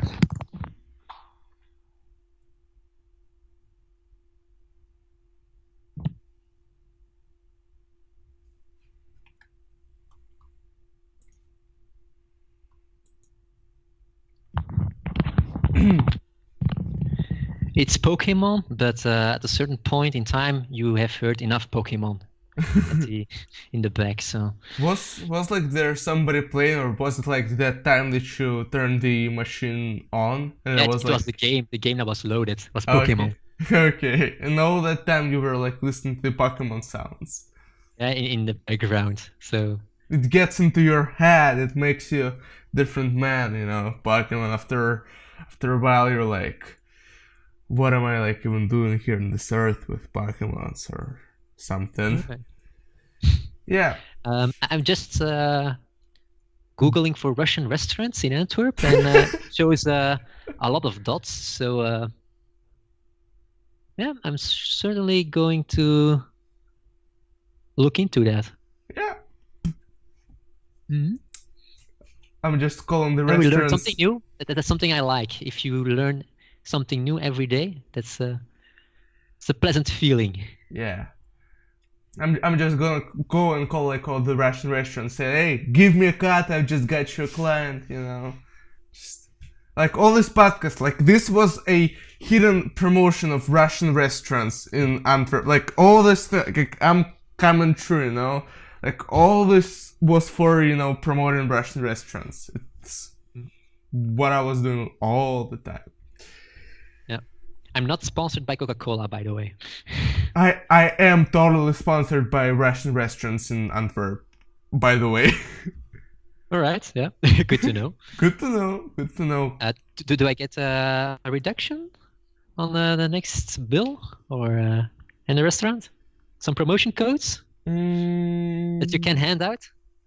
If you're sponsored by Russian restaurants, I can tell you some Russian words that you may wanna use in the process after the interview, okay. Which may as well give you a cut there, you know, maybe. Okay, let's try it. Okay, so do you think we should wrap up, or we've done like 3 hours and 20 minutes? It's the longest podcast episode ever. Like the second longest was with Carlo. We did like 3 hours. Yeah, but you should cut some parts out, maybe. I don't know. But yeah, I'm with the train. Let's say for me, I have to leave around 10:30 because I have to catch a train, and otherwise I'm stuck here until 6 in the morning. So, but yeah. I think it's maybe more important on your side because it's what time is it now? I haven't looked at the time for so long. It's actually now 2:42 a.m.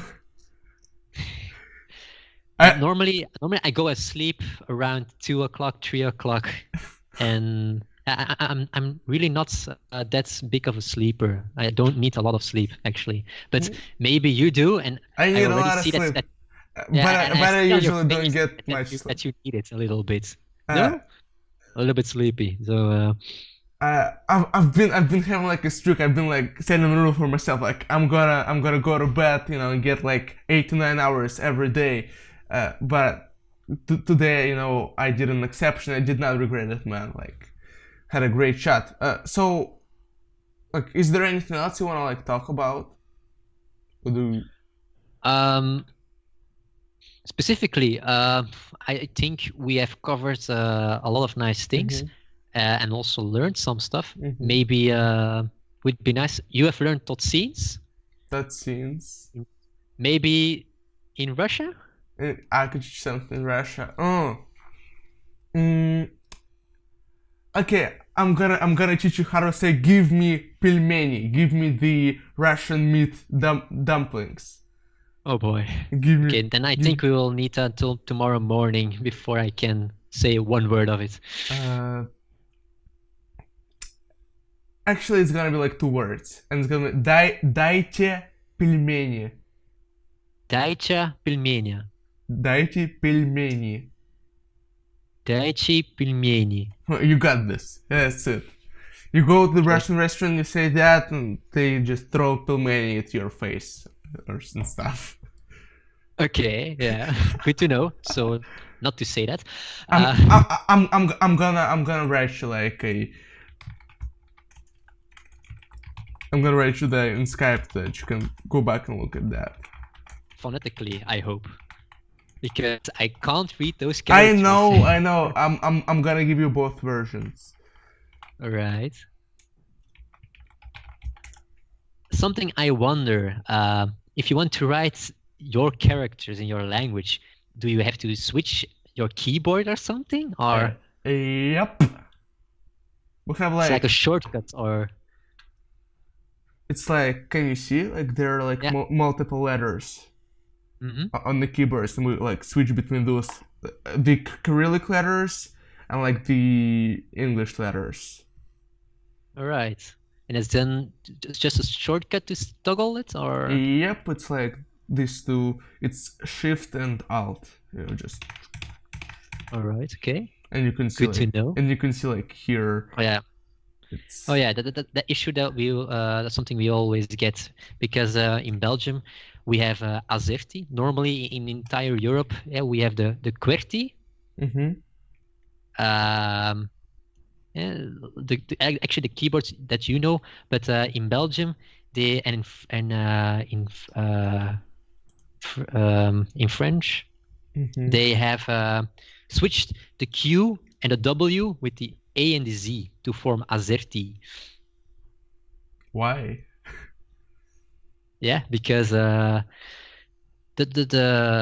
letters are placed in a specific order to depending on how much you use that character. And in French you use more A's and W's compared to Q's, but the reason for AZERTY was also it has an historical meaning. Like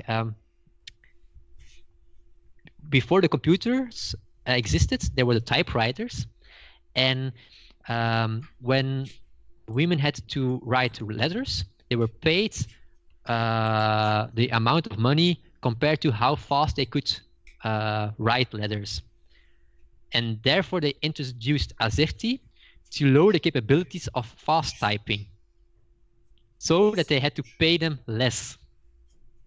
And that's the historical meaning. I'm sorry I got disturbed. But I heard basically what you were saying about women getting paid less and saving the time writing the AZERTY keyboard. Yep. And my parents are basically telling me like, what the... You have to go to bed. What the... Yeah. But yeah. I think it's a wise choice.